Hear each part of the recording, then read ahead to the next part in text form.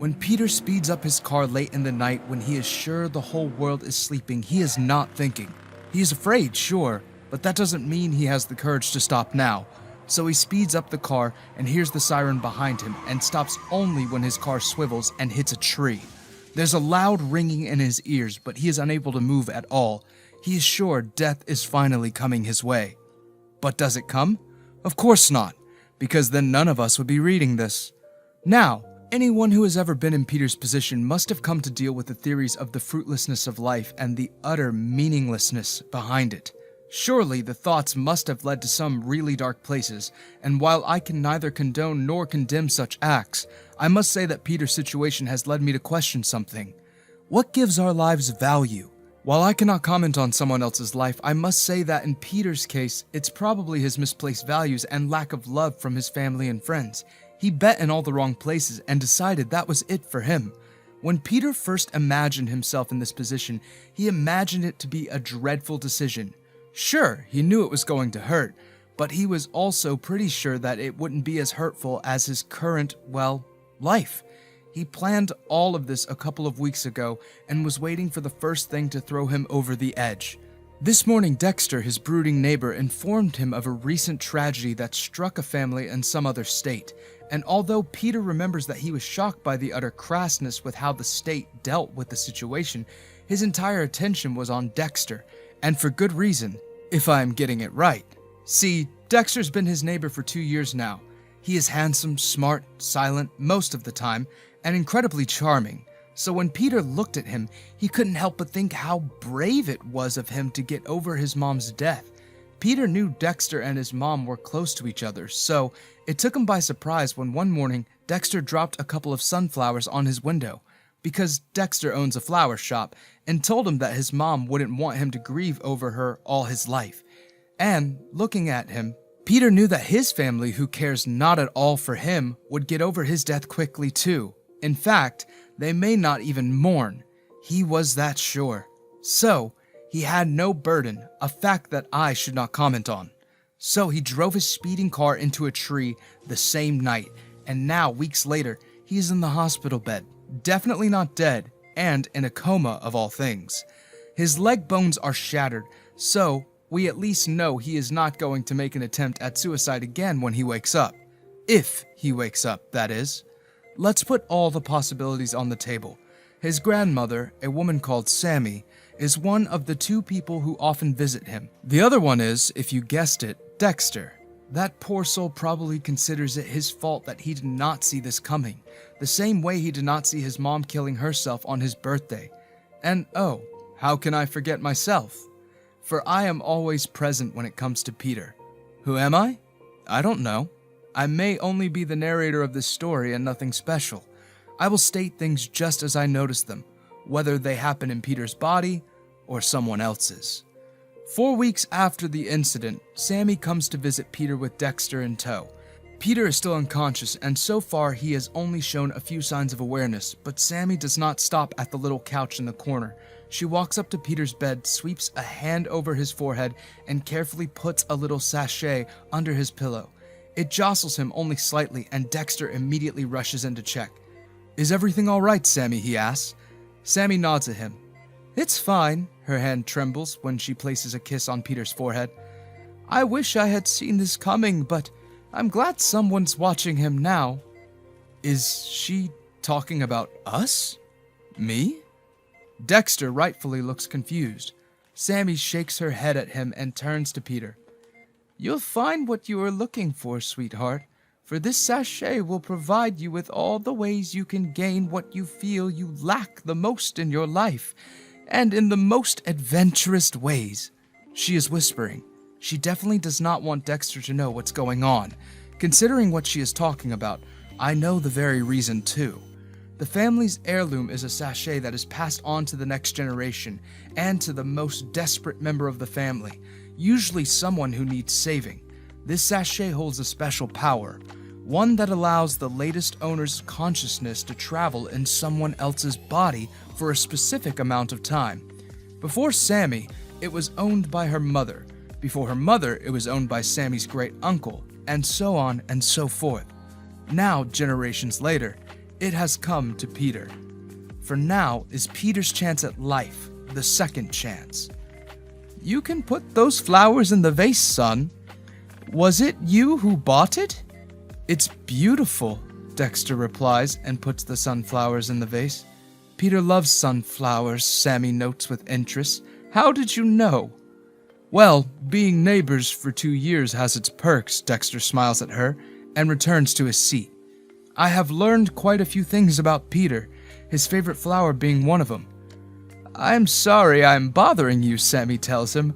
"I hope it does not hurt your job." Dexter shakes his head at her. "I've asked a colleague to take care of the shop." Now, for the next 4 hours, the two will sit here and chat until the visiting hours are over. Over the last few weeks, they have been consistently doing the same. The same cannot be said about Peter's family, though it is true they visit Peter every so often on Sammie's insistence. However, each member represents a trouble that Peter is currently dealing with. Peter's father, however, takes the crown, for he never learned to respect Peter for the human he is. Besides, there's bad blood between all of them. The sachet takes effect immediately for the next time that Peter wakes up. He is not in his body. He does not seem to recognize why his body feels different or why he is feeling a mix of passionate but angry emotions. It is not until his tearful eyes catch the distraught-looking figure of a big man that he understands what situation he is in, even though there shouldn't be any way he should. But we all know it's the sachet.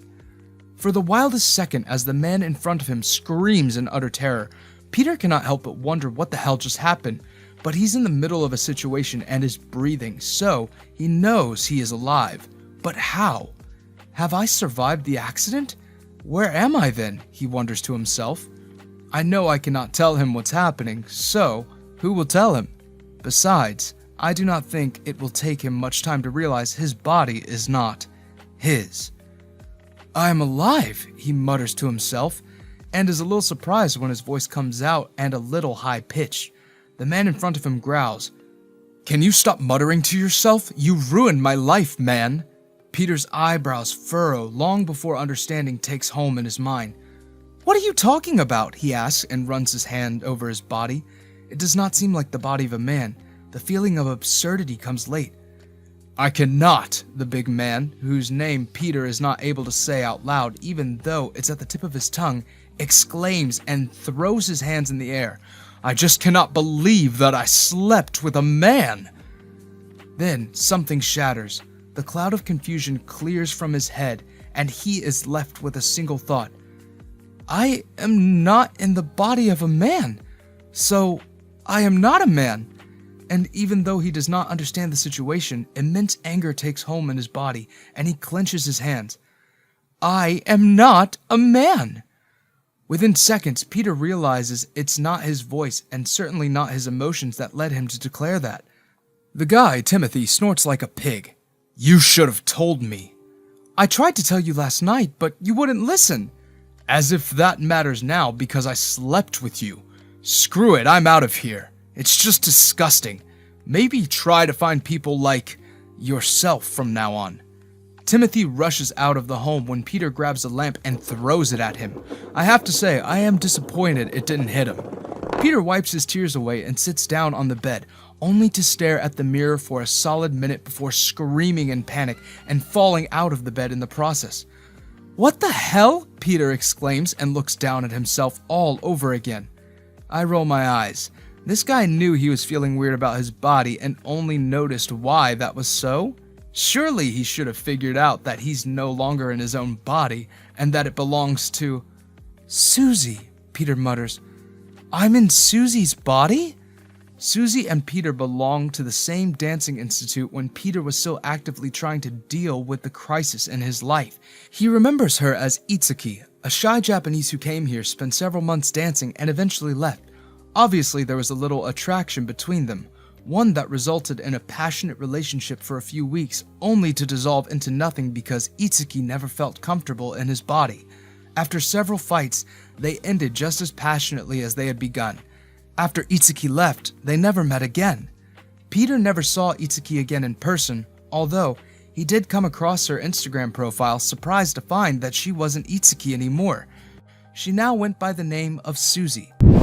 But why am I like this? Peter wonders and stares at the new face he owns in the mirror. It suddenly makes sense why his anger did not feel like his own, or why he took such great offense to being called a man. As bizarre as the entire situation sounds to him, it came naturally, and probably because he's no longer Peter.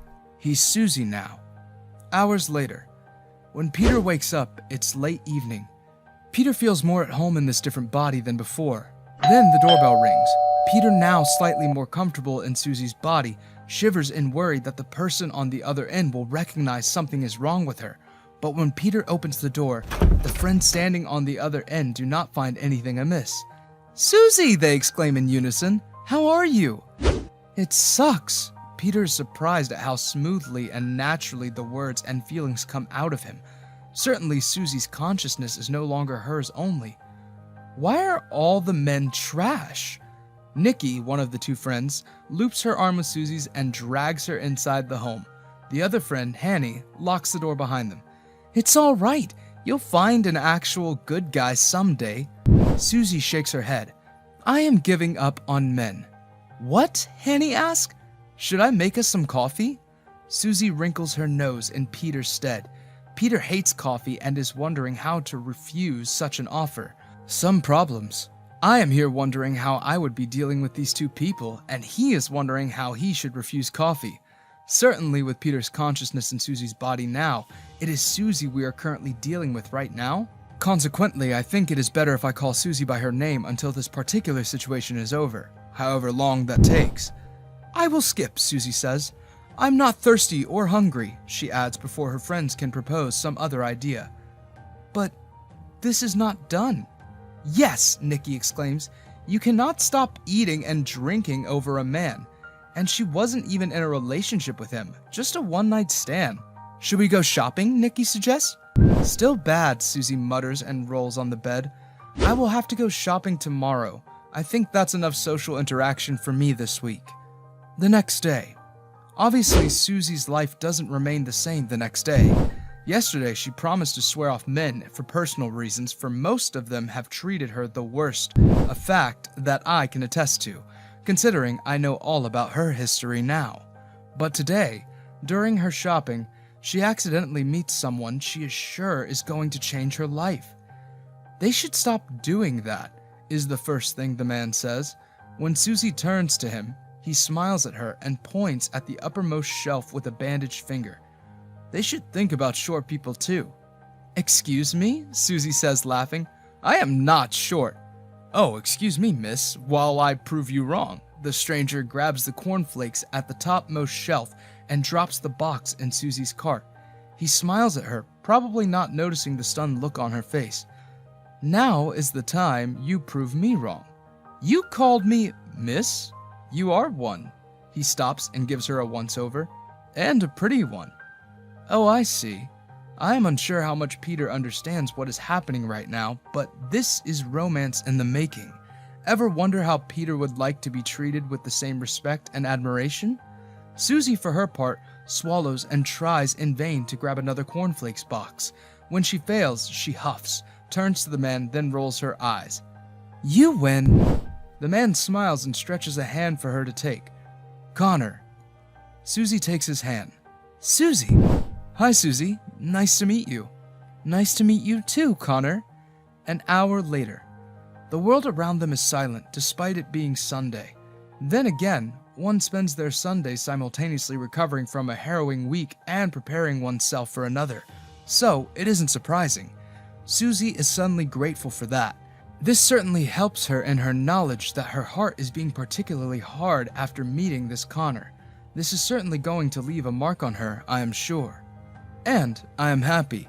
This may as well be the start of something new and respectful. After all, good relationships are built on mutual respect. "Do you live in town?" Connor asks and hands her an ice cream. Suzy takes it with a grateful smile. "I have lived here for the last 7 years. How come I never noticed you before?" Suzy smiles and fixes her gaze on Connor to gauge his reaction, to notice any slight change in his behavior after realizing that she is a trans woman. Probably because I haven't looked like this in all those 7 years. Instead of giving the typical reactions that Suzy now expects out of men, he smiles in return. And this is one charming smile, I must say. That explains it then. Instead of asking if he's not weirded out by the revelation, she tips her ice cream into his, a move that they both laugh at.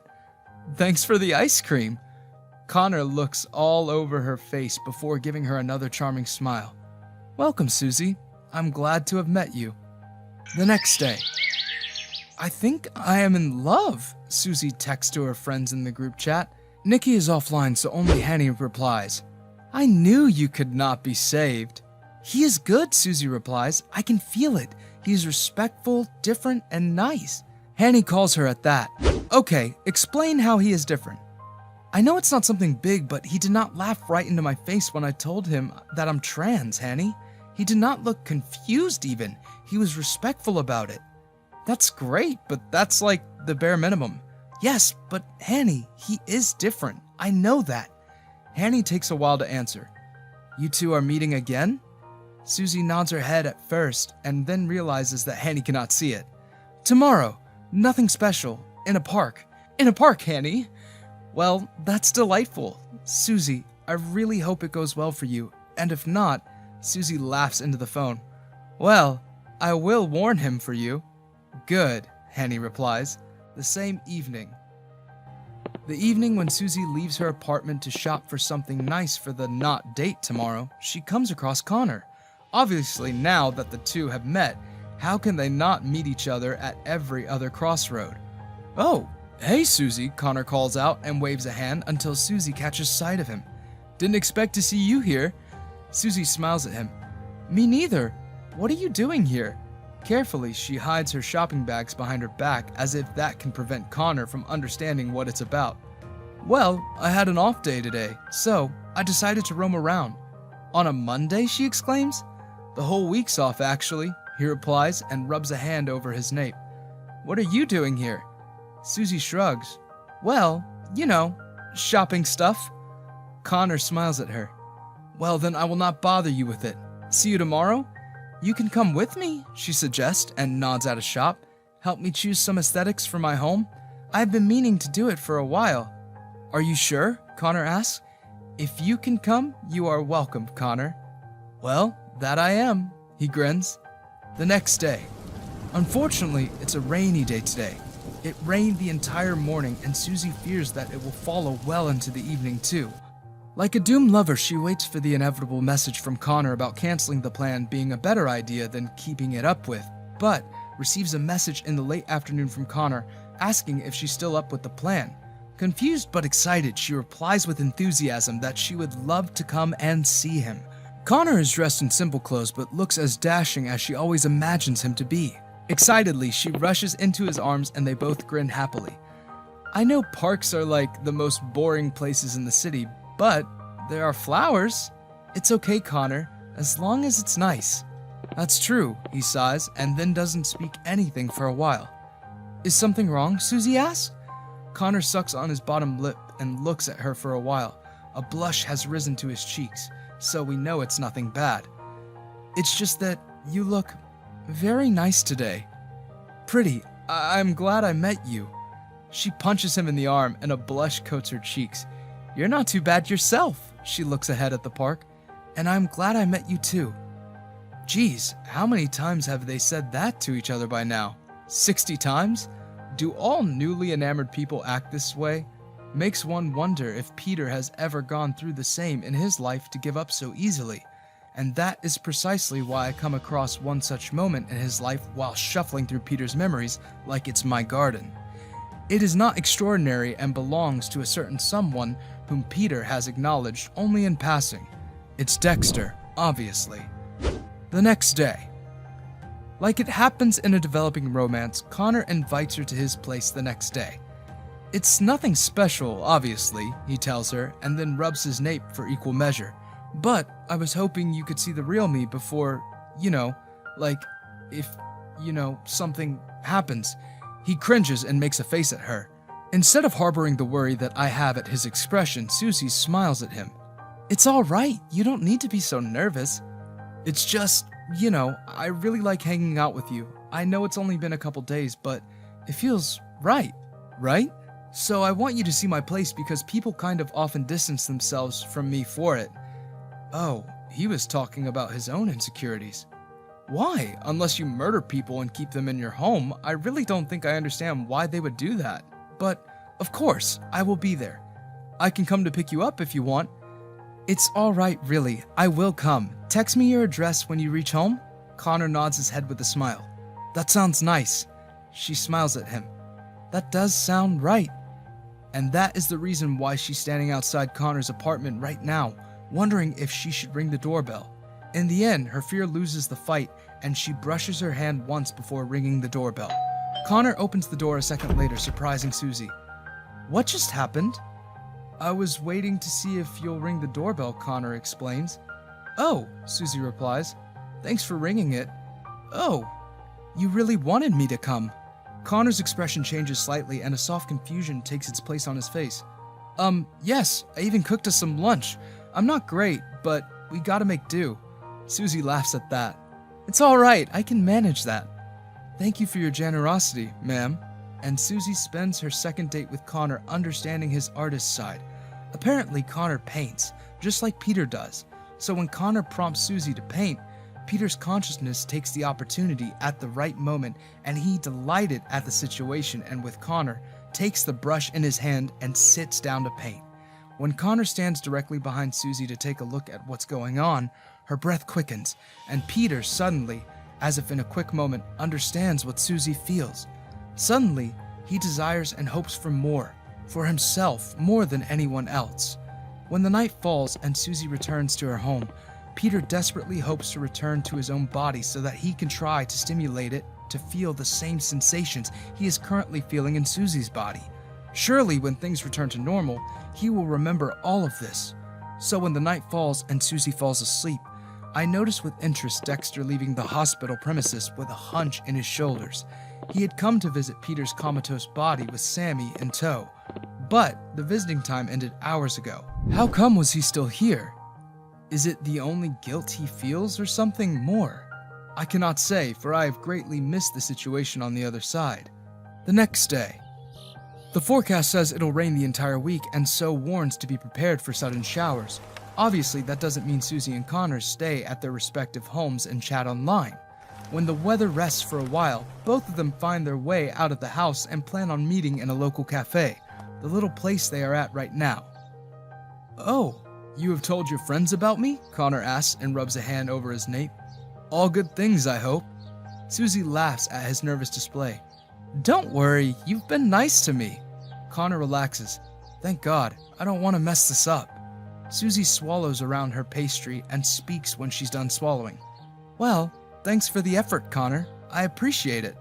So, what are your plans for today? Suzy shrugs. I've got some work to do, at home and for the office. If I can help in any way, I would love to. Well, remember the stuff we bought? I may need to hang those. Not that I can't do that myself, please note that, but I am giving you an opportunity to prove yourself, you know? And you can be helpful too. She is grinning, so Connor mirrors her expression. Connor raises his hands in surrender. I will never imply that. Good for you. They both smile at each other, and then Connor asks if she'd like some coffee. I think I've had enough of that. I can make some at home if you want. Oh, I'd love that. He gives her a hand and they walk out of the local cafe, hand in hand.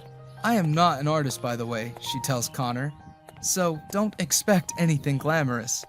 Thanks for the warning, Suzy. A few hours later. I think the maroon curtains will suit the balcony more, honestly. It'll help with the heat too, a little, Connor adds with a smile. Suzy nods her head and looks around her home. I think we can do that. And then, Connor says and returns to fixing the curtains, we can deal with those hanging plants. Do you have more? I have older ones. I usually keep them in the kitchen though because the pots are broken and ugly.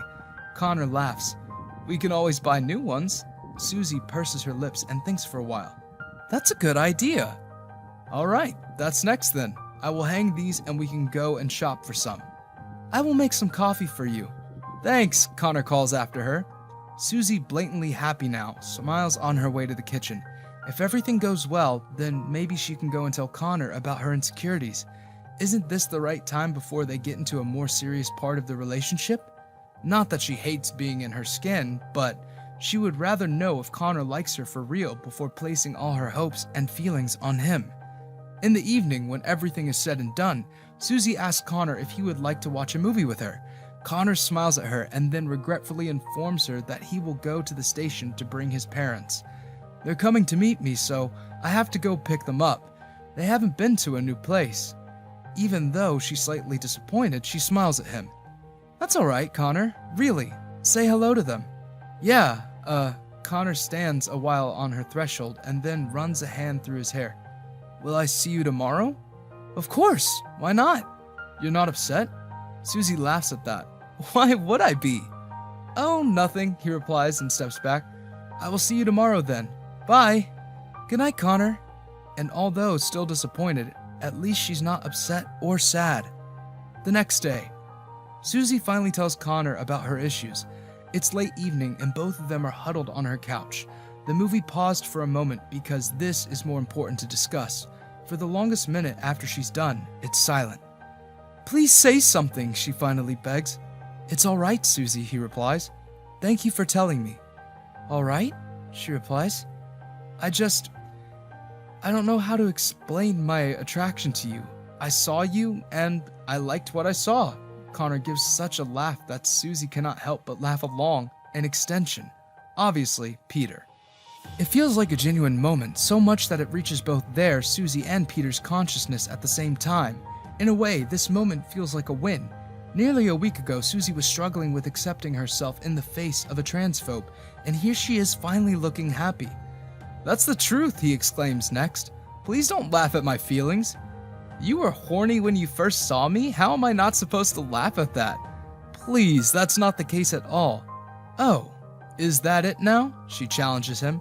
Okay, fine, I was sexually attracted, alright? But that was not all. I was attracted to you, and I wanted to get to know you. Thank God for my extroverted self, otherwise I would have chickened out and run away without saying anything. Well, thanks to that then, she mutters. Connor gives her a sweet smile at that. If you give me a chance, Suzy, I really am willing to try this with you. I know it's been a week only, but it's always a week in the beginning. Suzy nods at him. I will always respect you, Suzy, Connor says suddenly. I have, and I will. Suzy softly smiles at him. Well, we can continue watching the movie then. Unless, Connor says and coughs while Suzy finally turns to him. You want to do something else? Something else like, she asks. Kiss me. Or, want me to kiss you? Any will do, Connor smiles at her, and Peter's heart races with the thought that he will finally, after such a long time, will know how it feels to be kissed by someone genuinely attracted to you. Sure, he is not in his body, and the lips aren't his, but he can feel everything Suzy is feeling. Surely he can feel the kiss too. But obviously, if it were that easy, then Sammie wouldn't have bothered with the sachet at all, would she? So, just as Connor leans in to kiss Suzy, and just before their lips touch, Peter is pulled back from her body and slammed right into his own. But, for him, the transition seems to take a while, for he knows that Connor and Suzy are kissing. He knows she is being kissed, but he feels nothing. He notices their entangled limbs, but he does not feel anything, and just like that, he is back in his body. The snap back to reality is so intense and massive that he's in his own body with a gasp. The stench of the hospital room greets him instead of the lavender one in Suzy's home, and when he opens his eyes, he finds Dexter napping on the single sofa in the corner of the room instead of Connor. Slightly disappointed at the sudden change in the situation, he cannot help but feel surprised at the sight of him. Then, something prompts him to do something that he does not understand at all. He stretches out his weakened hand over the bedside table and, with trembling and tired fingers, pushes the bowl off the table. The movement catches Dexter's attention and he wakes up with a jerk in time for the door to slam open and Peter's dad, Arnold, to walk in.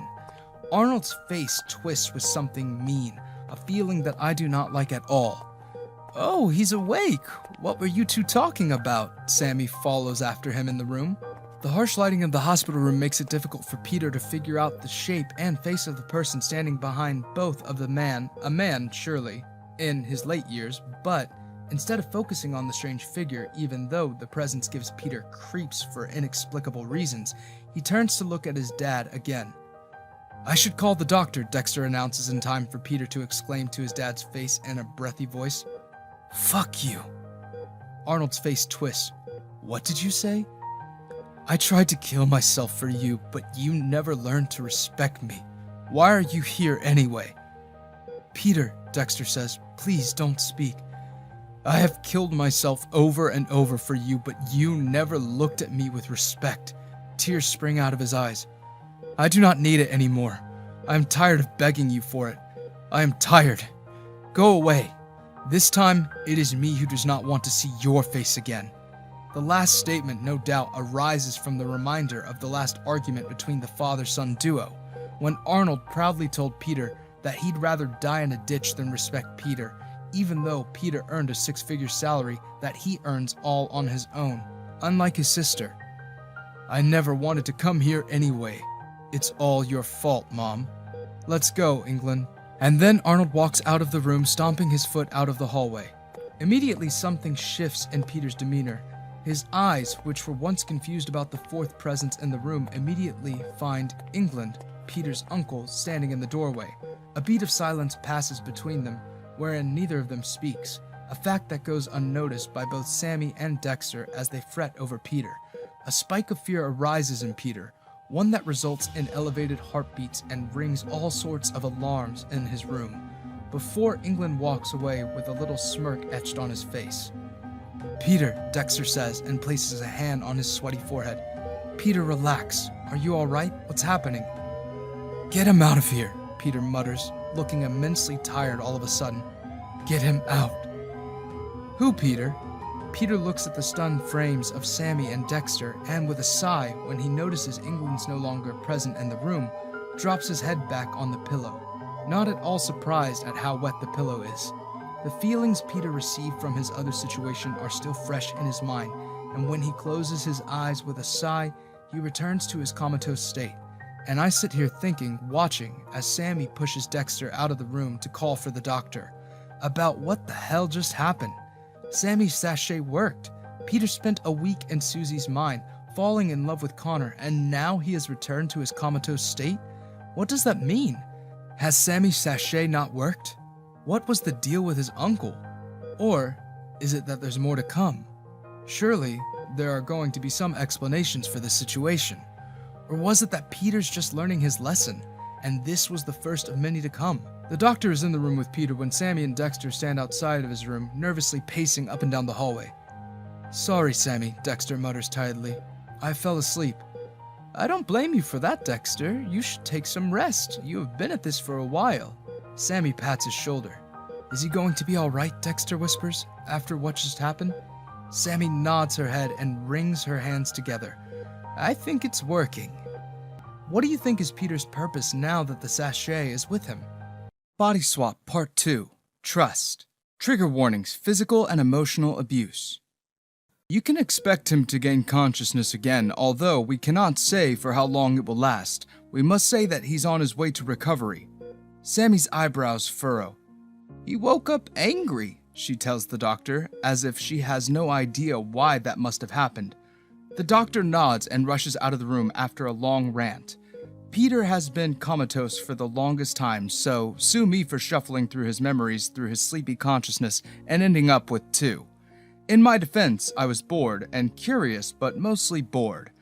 Peter's consciousness in his comatose body is hard to penetrate, but there are few memories simmering on the edges, and I end up catching two of them. The dust is barely settled on Peter's last conversation with his dad, so it is not hard for me to rifle through his other impressive memories. One of them belongs to his sister and the other to his neighbor, Dexter. But it is indeed interesting what I found. Apparently, Peter's troubled relationship with his father isn't the only trouble in his life. He is struggling with his sister too, and for a very interesting reason. One prominent memory runs something like this. The brother and sister are engaged in a furious argument over the sister's boyfriend's inappropriate advances towards Peter. If I really knew you were such a... Peter has a sister, and she is called Maria. Her eyes are blazing red when she stares at Peter. Pervert, she continues. Then I wouldn't have bothered introducing my boyfriend to you. I haven't done anything, Peter replies. It's your boyfriend. Your boyfriend. Don't lie to me, she tells him. He's not an F word. Peter's expression darkens for a minute. Then why would he... Shut up, Maria replies. I hate you. I don't want to see you ever again. A crestfallen expression graces Peter's handsome face, and if his sister was kind enough, I think she would have realized her brother was speaking the truth. You have to trust me, Maria, he begs her, like you did when we were kids. You've lost it all, she replies. You've lost my trust, my respect. Go away. There have been interactions between the siblings after that particular moment, but they were so few in number that they are insignificant to mention. No wonder Peter's sister has done a remarkable job in bringing Peter to his current condition. If there's no trust between siblings, or the two people who are together, then what is the point of keeping up with the charades? Surely that is why they rarely talk, and surely that is the reason Maria has only visited him twice in the weeks Peter has been in the hospital. The second memory that seemed interesting to me is that of Peter's interaction with Dexter several weeks ago. Dexter has just returned from his flowers shop and walked into his balcony where he found Peter looking up at the quickly rushing darkness all over his part of the world. It is past 7 in the evening according to the little clock pinned right above Peter's bedside table. You had a day off, Dexter shouts over the loud traffic noise. Peter makes an effort to look his way. I took a day off, he replies. There's a furrow in Dexter's expression then. Everything's all right? I have to go shopping, Peter tells him, but I don't want to. Dexter laughs at that, and that seriousness that casually slipped on his handsome face a while ago slips away just like that. Maybe I can come with you? Peter shakes his head at him. I don't want to disturb you, you've just returned. It's all right, Dexter smiles. I can do with spending some time with you. They do go out after that. On their way to their respective homes, Peter asks Dexter if he can stop by a bookstore. You don't have to come with me, he tells him. You can go, but I really want to see if they've brought in the books that I asked of them. But Dexter tells him that he doesn't mind and then follows after him. And as cliché as it can be, once Peter is unable to grab a book from the shelf, Dexter whispers, "Let me do that for you." And then Peter feels something very intensely, something very intimate, that he squashes down soon enough with his imaginary boots. Not with Dexter, he thinks to himself then. Until then, obviously, Peter believed that Dexter hadn't shown interest in him at all, given Dexter's mannerisms and the occasionally random strangers that come out of his house during awful hours late at night or early mornings. Instead, when it's all said and done, they return to their homes and do not talk to each other for the next 2 days. It is indeed bizarre, for although this particular interaction has made an impression on Peter, I'm unable to understand why. It is the confusion that keeps me preoccupied as Peter lies unaware. Sammie returns to his room soon after, 2 days later, and sits down on the sofa chair in the corner with a newspaper in her hands. It is with interest that I notice that Dexter hasn't come today. Well, at least not until now. As the visiting hours came to a close, Dexter rushes into the room with sunflowers in his hands once again. Sammie, hey, didn't think you'd come today. She raises an interested eyebrow at him. You didn't think I'd come? Dexter blushes at that and shrugs his shoulders. Sue me, you always come with me. When you didn't message, I thought you wouldn't come. Well, she says and packs her things. I didn't want to disturb you.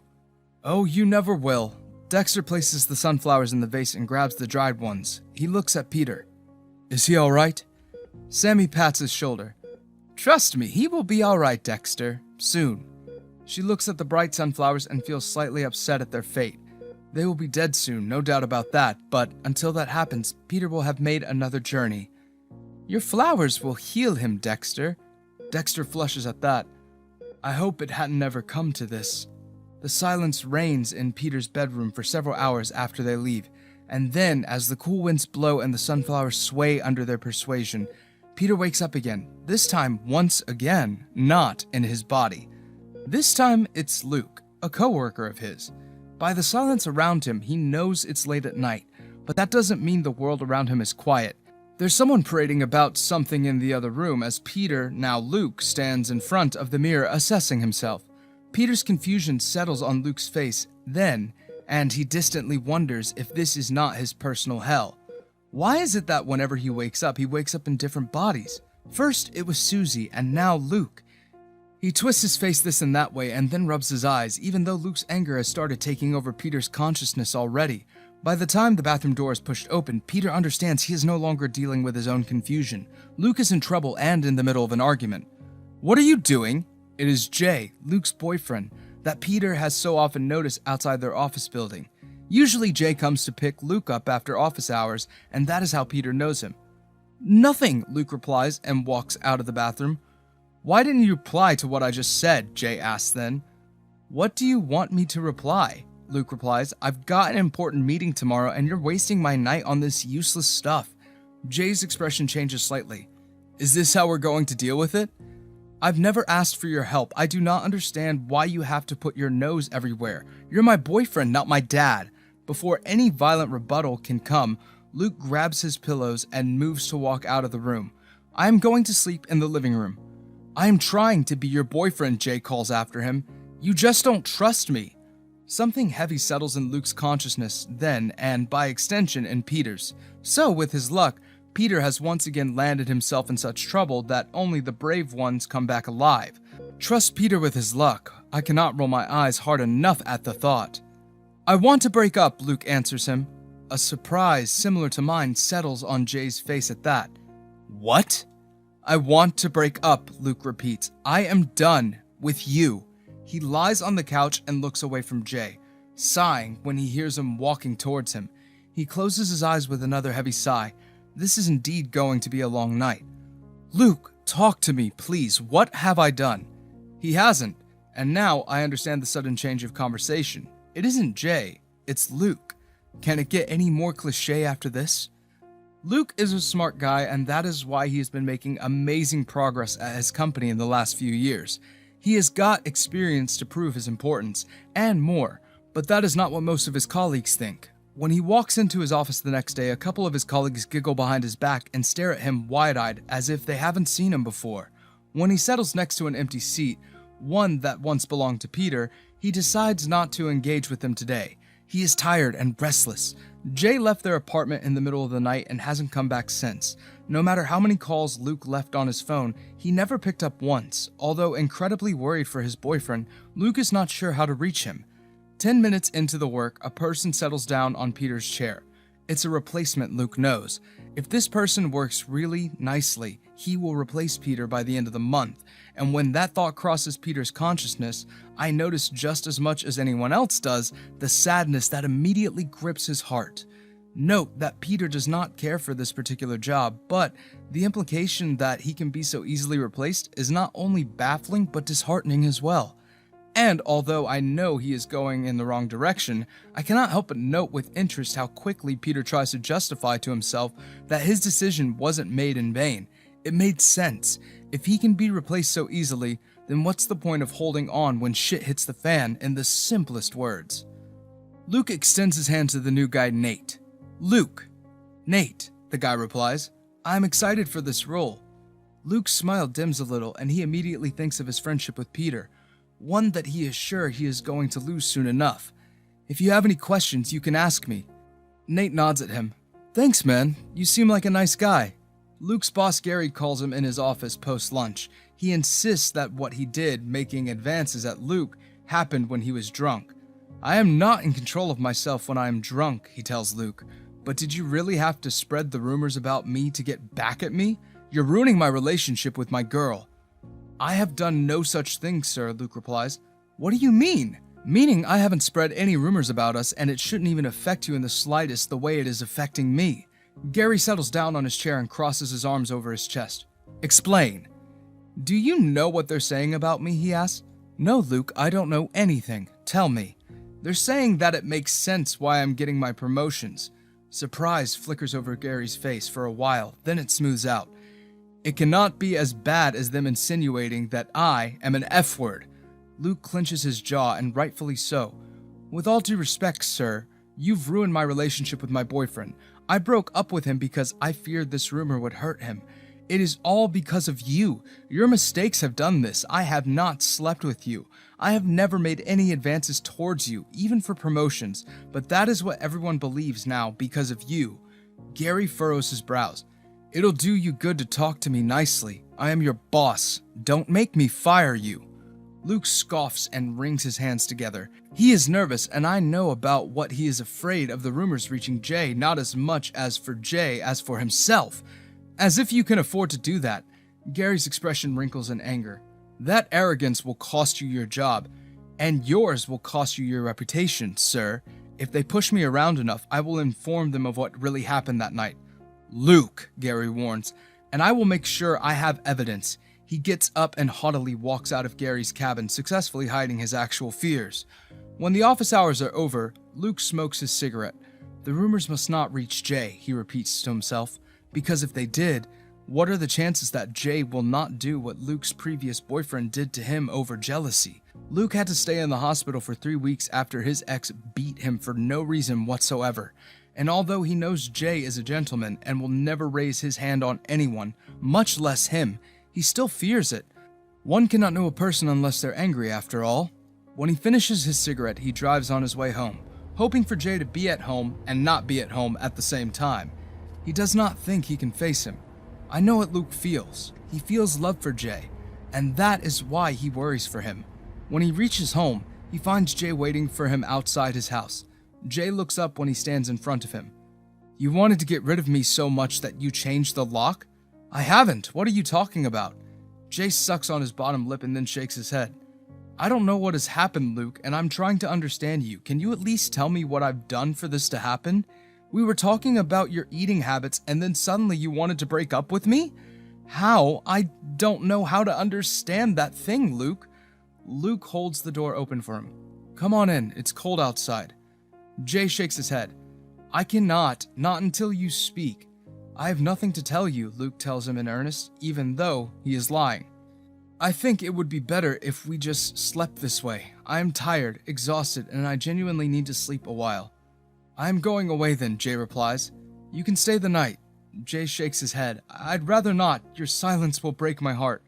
Luke swallows with shame. A conscious effort from Peter's side changes that. When Peter pushes a little more eagerly at his consciousness to take a chance, Luke braves up and runs a hand through his hair. Jay, Luke says, sounding more and more like a person outside of his own body. Please come in. Let's have some coffee or tea or anything warm. Come on in. Jay shakes his head rather softly. I don't think that's a good idea. It is. We are not going to do anything, really.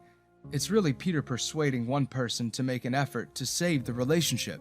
It isn't either of their fault, after all. It's an outsider, and even if their relationship is hanging by a thread, who's to say that they will not come back together once they have dealt with this? Jay sighs. All right, I will return if you don't talk. Luke nods his head at him. Fine. Come in for a while. The next day, Luke is in the office and largely relaxed when he receives a message from Jay in the early morning hours, and it simply reads, I know what happened. Luke, we really need to talk. Please call. And immediately fear grips his heart. That is why, when he stumbles into the washroom, panic attack in tow, he is not surprised to know that the first thought that crosses his mind is, I am not going back home today. He cannot go and see Jay now, so he spends the entire lunch cooped up in one of the washroom stalls and stares at his computer screen with a blank space for the remaining office hours. Each minute, a second attack hinges on the edge. He cannot be saved by Nate all the time, after all. Are you all right now? Nate asks before he can leave. He had found Luke in the washroom crying and shaking. We can go out and grab something to eat. Luke shakes his head at him. Thank you, Nate, for today. That's all right, Nate smiles at him. But Luke's dilly-dallying around the office doesn't end just at that. After Nate leaves and Luke makes an excuse about staying back to talk about something to Gary, he cannot help but look at the chair Peter used to sit on. And honestly, I am not confused about it. Peter has been dealing with the same issues, though in a different form, for a while, so it makes sense that Luke is missing him. My bet is on the fact that both of them probably became friends over that. It is a trouble indeed that Luke cannot go and see Peter, for he does not know what hospital he is in. Instead of returning home and facing a potentially aggressive, confused but violent Jay, Luke decides to sleep in his car. He parks his car some 10 minutes away from his office building in a place that he knows he will not be bothered, and settles in the back seat of his car, painfully hungry and scared. He knows he cannot trust Jay on being a good guy. After all, this isn't going to be the first time they've dealt with a crisis. But something about this particular situation and his own past with his previous abusive boyfriends is making it hard for Luke to take in stride the fact that he has probably upset Jay. If only he had informed Jay of Gary's behavior right after it happened. From what I understand, there was a reason why Luke didn't inform Jay of it. You see, a long time ago, some 5 years ago, Luke used to date another guy. Their relationship in the beginning was beautiful and yada yada yada, but things changed, and so did Luke's boyfriend. And he changed into a controlling freak of all things. When things did not go his way, he used force on Luke. Emotional and psychological manipulations were a thing for him, and when they did not work, he used to beat Luke. Things changed, and Luke got out of the relationship barely alive. So, fearing the same fate, Luke probably did not tell Jay of the same. And obviously, the trust has come out. So now, as I am forced to watch Luke like a creep, he goes through his messages with Jay once, twice, and thrice, and then switches off his phone. He will drive to his office tomorrow morning, and if he has to sleep in his car another night, he will do that too. The next day, when Luke drives to his office still hungry, he surprisingly finds Jay sleeping at the nearest bus stop to his office building. It's cold, and he has only worn a coat that doesn't even cover his ears.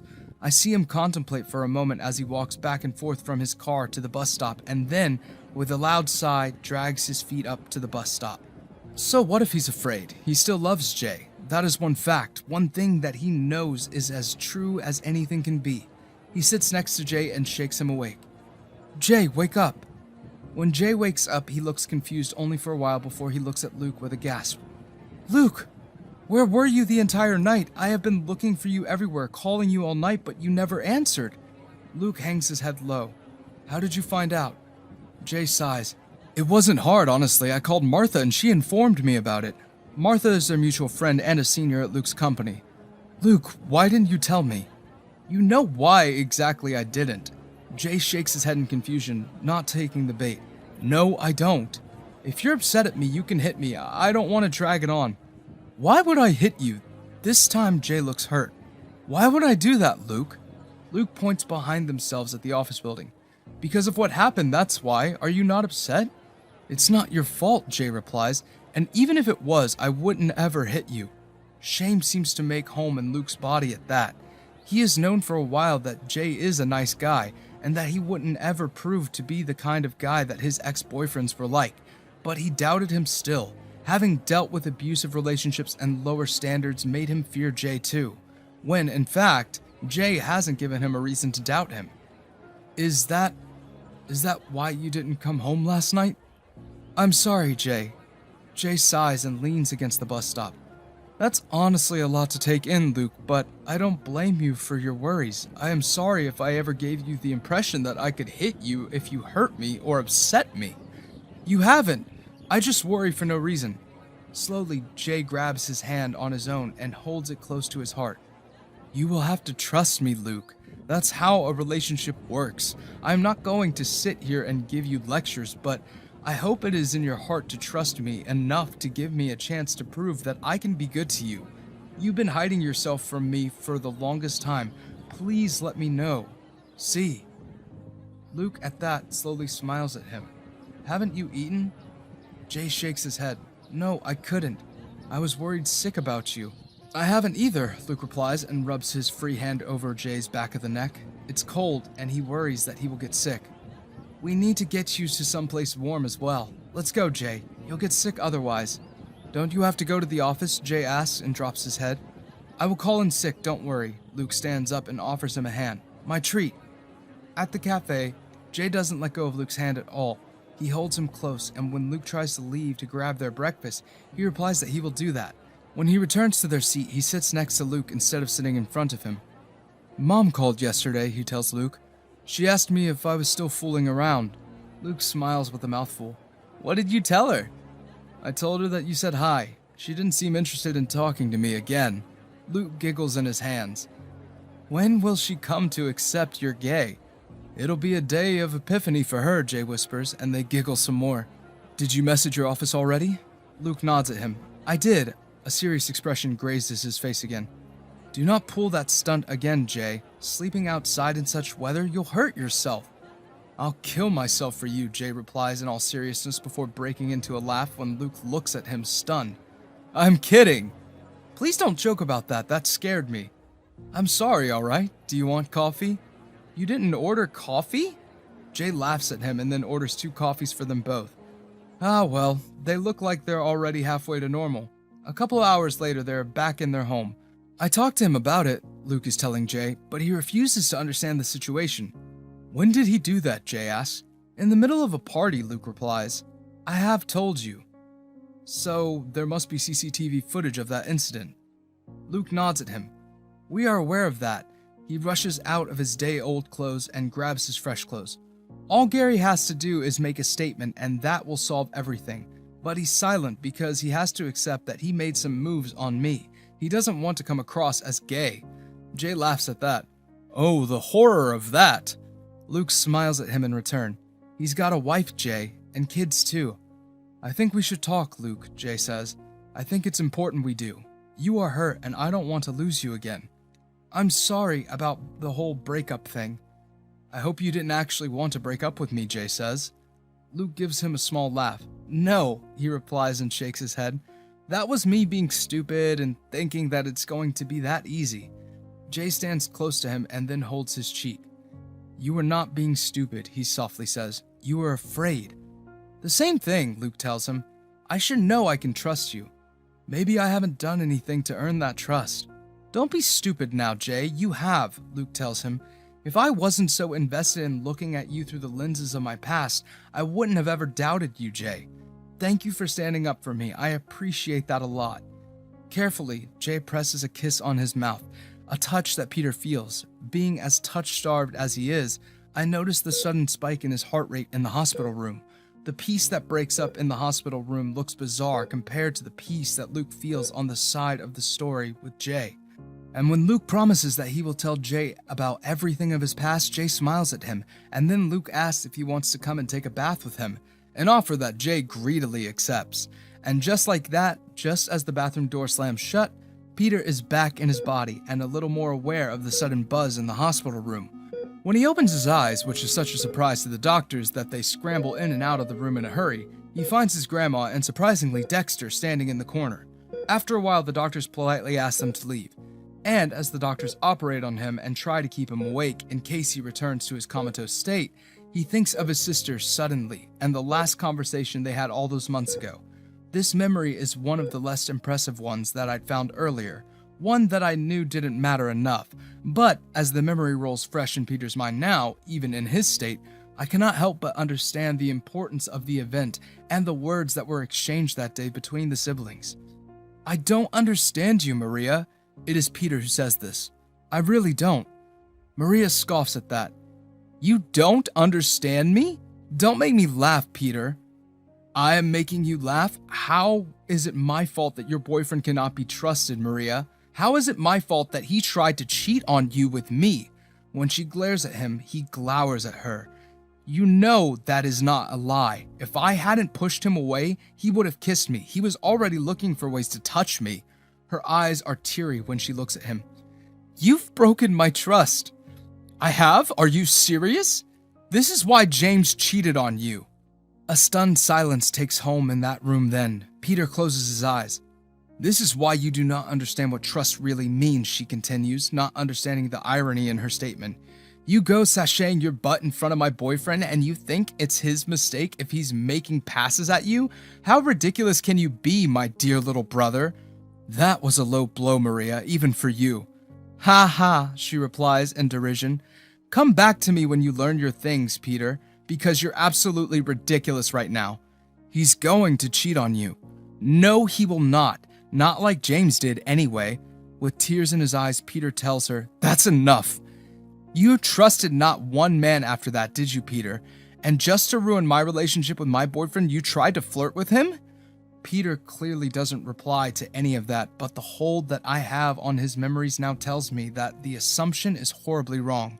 It is indeed true that Peter has struggled since his boyfriend cheated on him, a thought that makes him suspicious of any and every man that he comes across.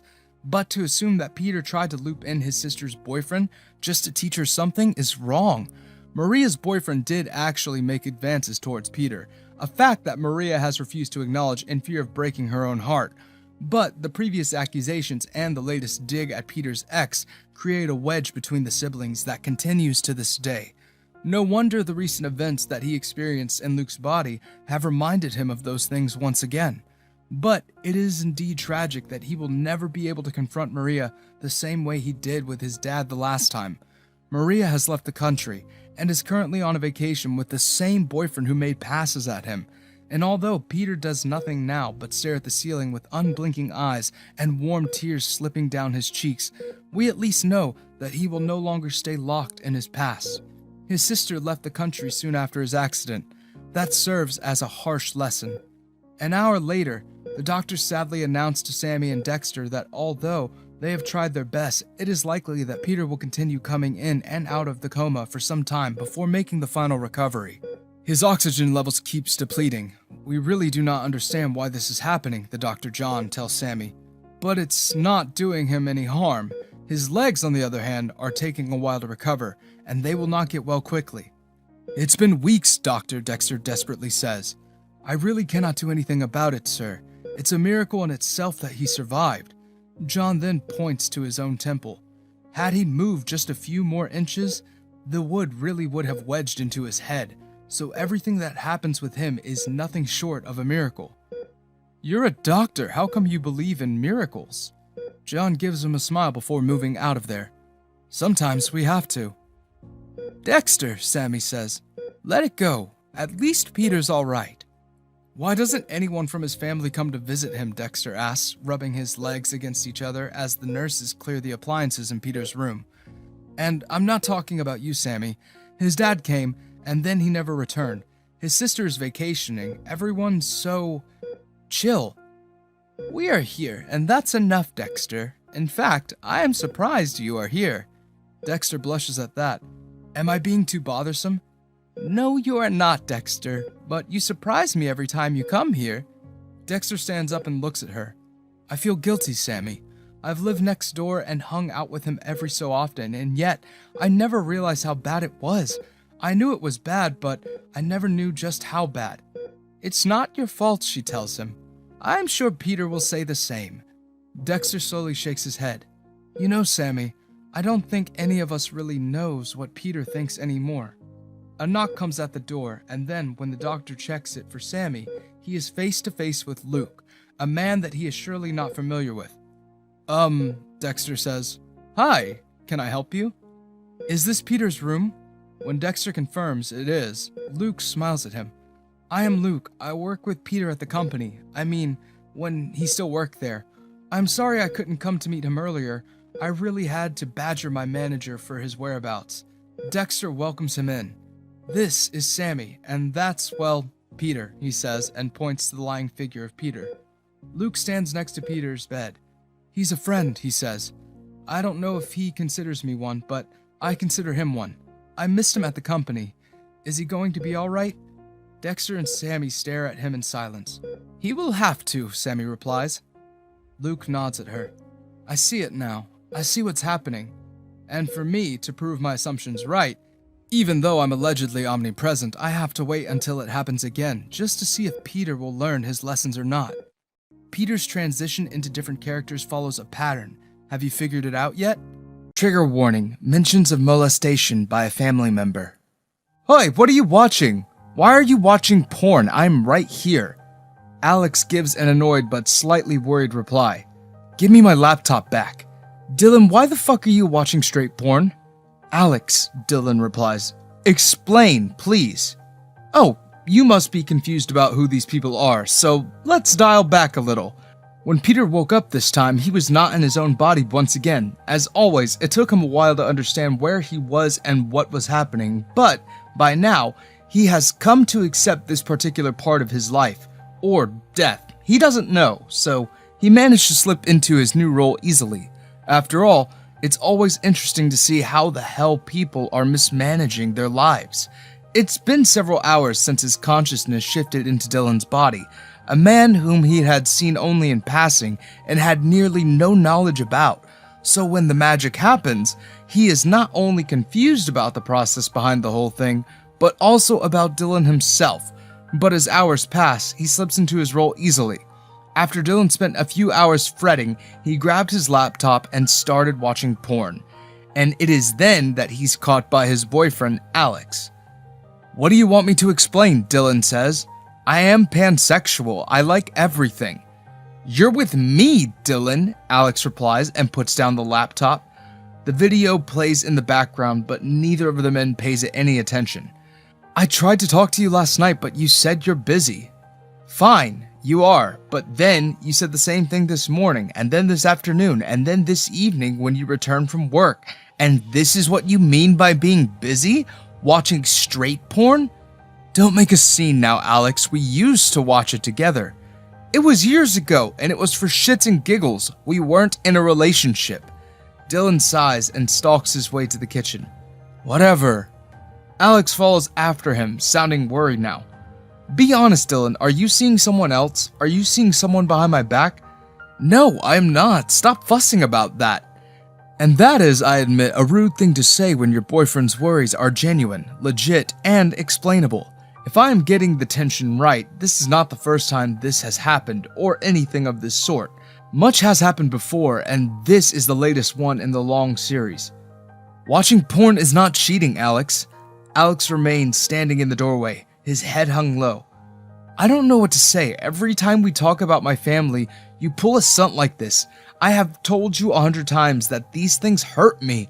I have told you my previous boyfriend did this too, yet you keep on doing this. I cannot handle it, Dylan."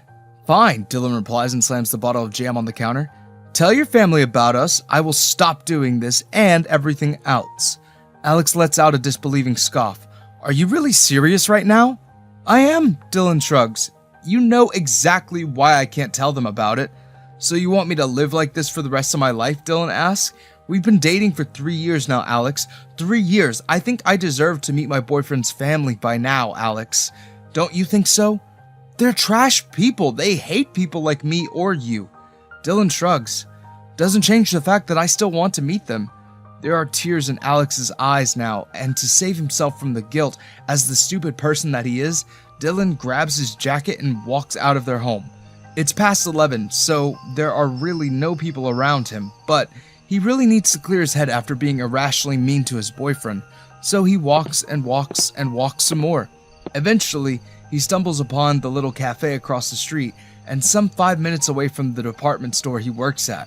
The cafe is still open, being 24/7 that is, and he rubs his hands together to bring some heat in his body and walks right into the cafe. His phone rings a few times, probably calls from Alex, but he decides to ignore them for now. He does not think he can deal with so much guilt right now. He notices Annie, one of the cafe's staff, doing absolutely nothing on the counter. There are 2 other customers besides Dylan, and the business is almost dead at this hour. Dylan walks up to Annie and says hello to her. "Hey Dylan, couldn't you sleep?" she asked. Dylan shakes his head at her and makes his order. "Got a little trouble in paradise." "Oh, that sucks," she replies and tells him that his order will come in a while. "Everyone's sleepy here," she tells him.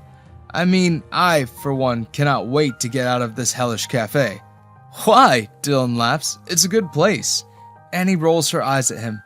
Nearly an hour later, when Annie's shift is almost done and there's really no one besides them at the cafe, Dylan and she settle on one of the tables, and Dylan ends up informing her of the problem in his relationship.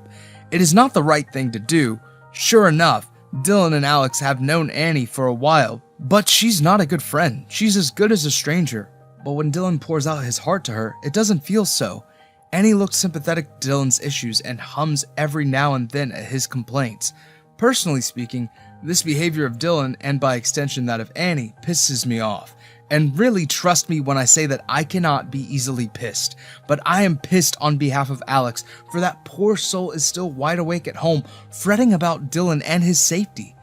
"So, he got angry at you because you were watching porn," Annie surmises. Straight porn, Dylan corrects her. And that's it, she asks? Dylan shakes his head at her and now, rightfully so, looks ashamed. I kind of been rubbing it in his face for a while that I have got a lot of options. And he gasped at that. Dylan, that's wrong, he's your boyfriend. I know, Dylan replies and messes up his hair. But I'm under so much stress right now, Annie. He's not telling his family about us and I kinda want to settle down with him right now.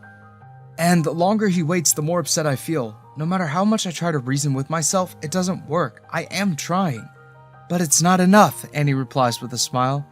Why is he not telling them? Dylan clears his throat. They're homophobic, he replies, and Alex really needs all the money he can get right now. There you have your answer then, she replies. Look, I get that, but that's not all. Then he continues with the information that oftentimes, because of the constant worries of someone being homophobic, Alex doesn't really tell people they're dating. It often causes problems for them, for they are then forced to act as close friends instead of boyfriends.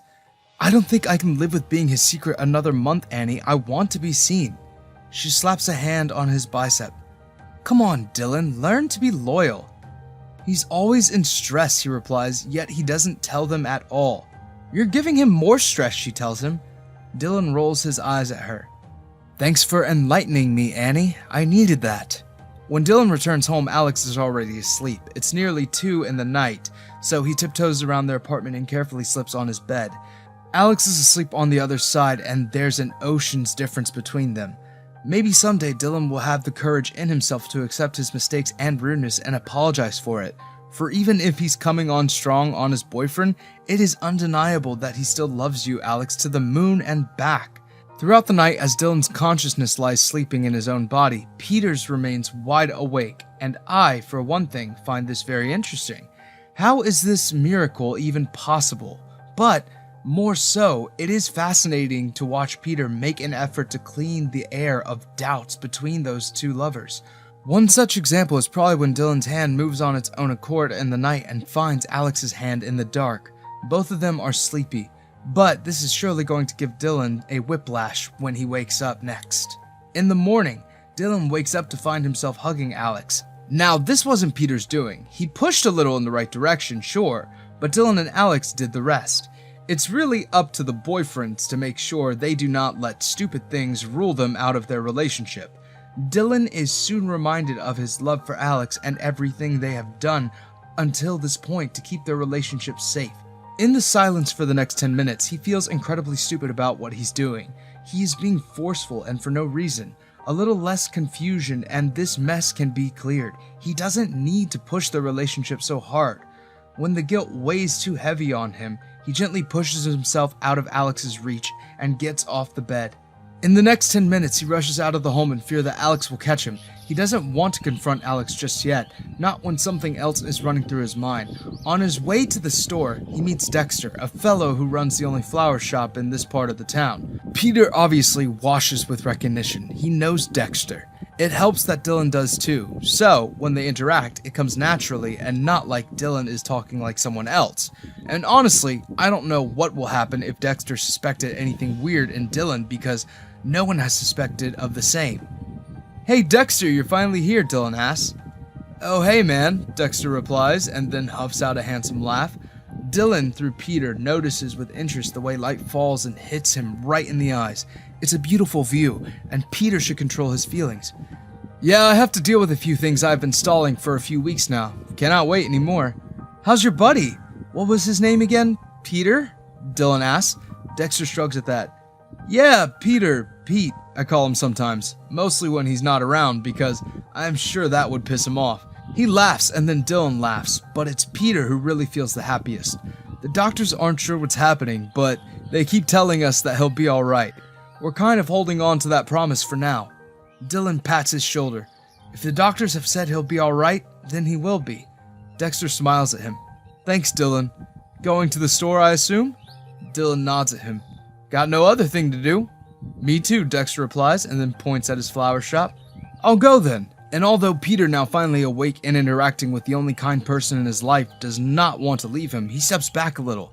But instead of immediately rushing into the store, he points at the lots of sunflowers in front of the shop. They're fresh, but because of the lack of sunlight today, They seem to be in the state of death. It barrels his heart in such a way that Dylan nearly staggers at the poor sight of them. Dexter takes notice of that. Are you alright? Yeah, just the flowers, he says and points to the sunflowers. They're bad. Yeah, winter's not their season. Then why are you pushing them? Dexter shrugs and an expression takes home on his face, one that mirrors the awareness in Peter's consciousness. It would not be wrong to say that something shifted just now. Not in Dylan, for he's just a friend of Dexter, but in Peter. They're loved, Dexter replies. I am only keeping some. They're not for sale. Loved by whom? Dylan asks. Dexter smiles at him and then waves goodbye at him. Gotta go. See you later. Before he can rush out, Peter's consciousness fumbles a little. He remembers Dexter often bringing sunflowers for him when he was still doing all right.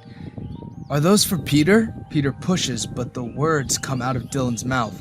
Dexter stops in his tracks. What did you say? Suddenly worried that he is pushing in too much, Dylan pulls back. Nothing, mate. Hope Peter gets better. Do tell me when he gets better. I want to see who's got your attention. Dexter throws a dead flower at Dylan. Go away! But Dexter's laughing, and it's Peter that feels happy again. He will remember this. In the evening, Dylan walks on to the 24/7 cafe before he walks towards his home. Annie is at the cafe and quite busy right now. When she notices him, she waves a quick hey at him. When does your shift end? He asks her. You know when it does, she replies and rolls her eyes at him. Order. My usual, he replies. I'll come to see you later. Annie raises an eyebrow at him but mysteriously smiles anyway. I'll wait, handsome. She's flirting with him and Dylan knows better than to encourage that. But does he do that? No, he doesn't. Your order will be ready in 5 minutes. You can go grab a seat before someone else does. Dylan smiles at her. Thanks. When he returns home, Alex is right onto him. You've been avoiding me. I haven't been avoiding you, baby, Dylan replies. Oh, how easily we lie to the ones we love.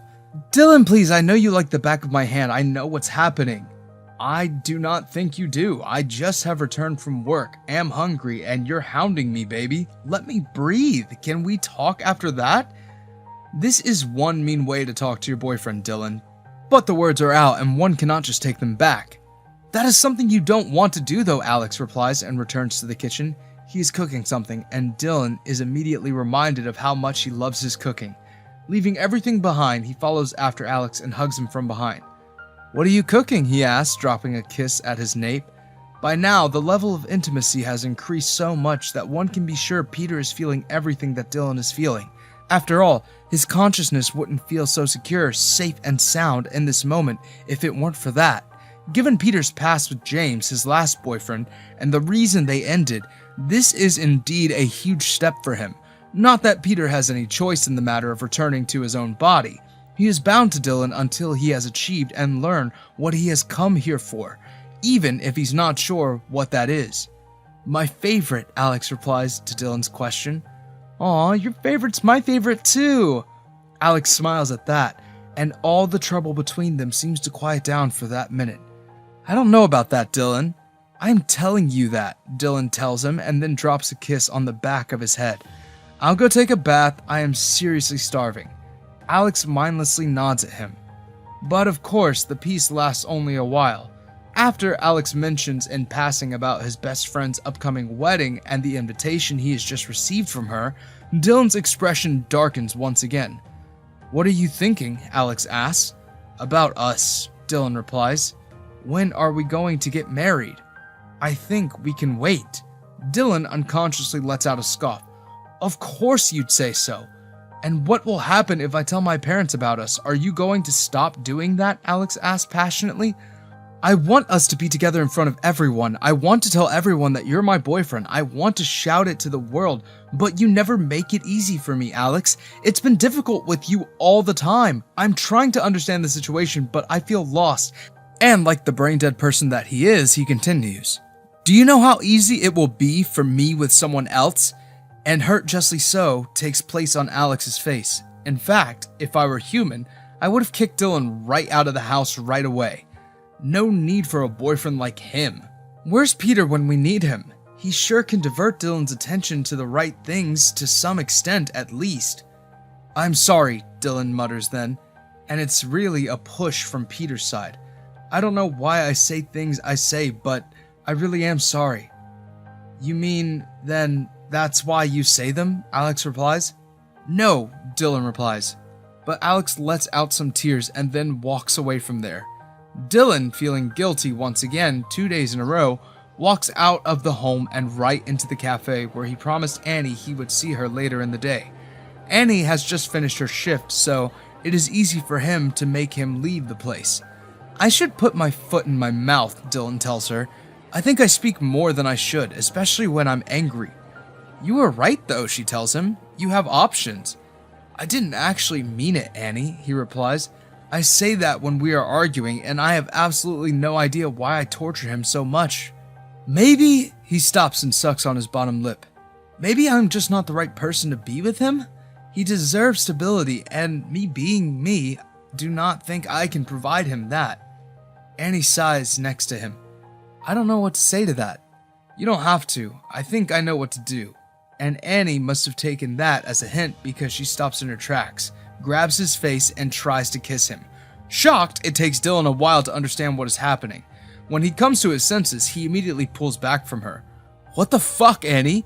I thought you wanted to kiss me. No! I have to go. And then he rushes to his home. Oh, the mess has just started, and Dylan must be very eager to rush out of the first trouble he has experienced in his relationship because the following morning he shares his intent with Alex at the breakfast table. What do you mean? Alex asks. Dylan shrugs. I've not been the most understanding boyfriend, Alex. I think my toxicity comes on too strong these days, Alex. I do not want to hurt you anymore. You're not hurting me. Dylan scoffs. Look at you trying to protect my feelings, he stands up. I'll stay at a friend's for a while. Gotta let this cool down for a bit. Dylan, you can't be serious. I am, Alex. I am focusing on all the wrong things instead of the right ones. We have to think about the down payment, but I am wasting my time away asking you about your parents. I think I need some time. I'm not doing well. We can fix it together, Alex desperately replies. Honestly, I think this is something only I can fix. Dylan grabs his coat and walks to the door. Give me some time, Alex. I have hurt you enough as it is. I do not want to take the risk and completely lose you. Obviously, the friend he decides to hang out at is Annie. You've broken up with your boyfriend, have come here, and would not even let me touch you? What's your problem, man? Annie asks, sounding annoyed. Nothing, but thanks for giving me a place to live. Annie sits next to him on the couch.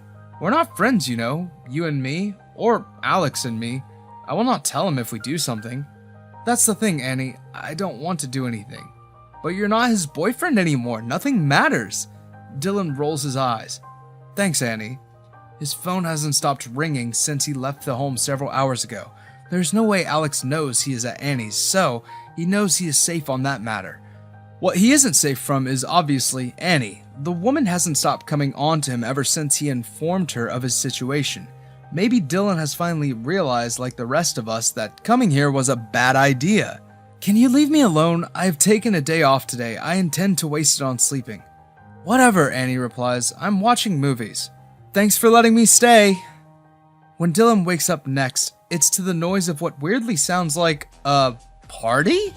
When he gets up from the couch, he notices several individuals mostly unknown to him, drinking and giggling to some music playing in the background. He does not understand what the hell is happening.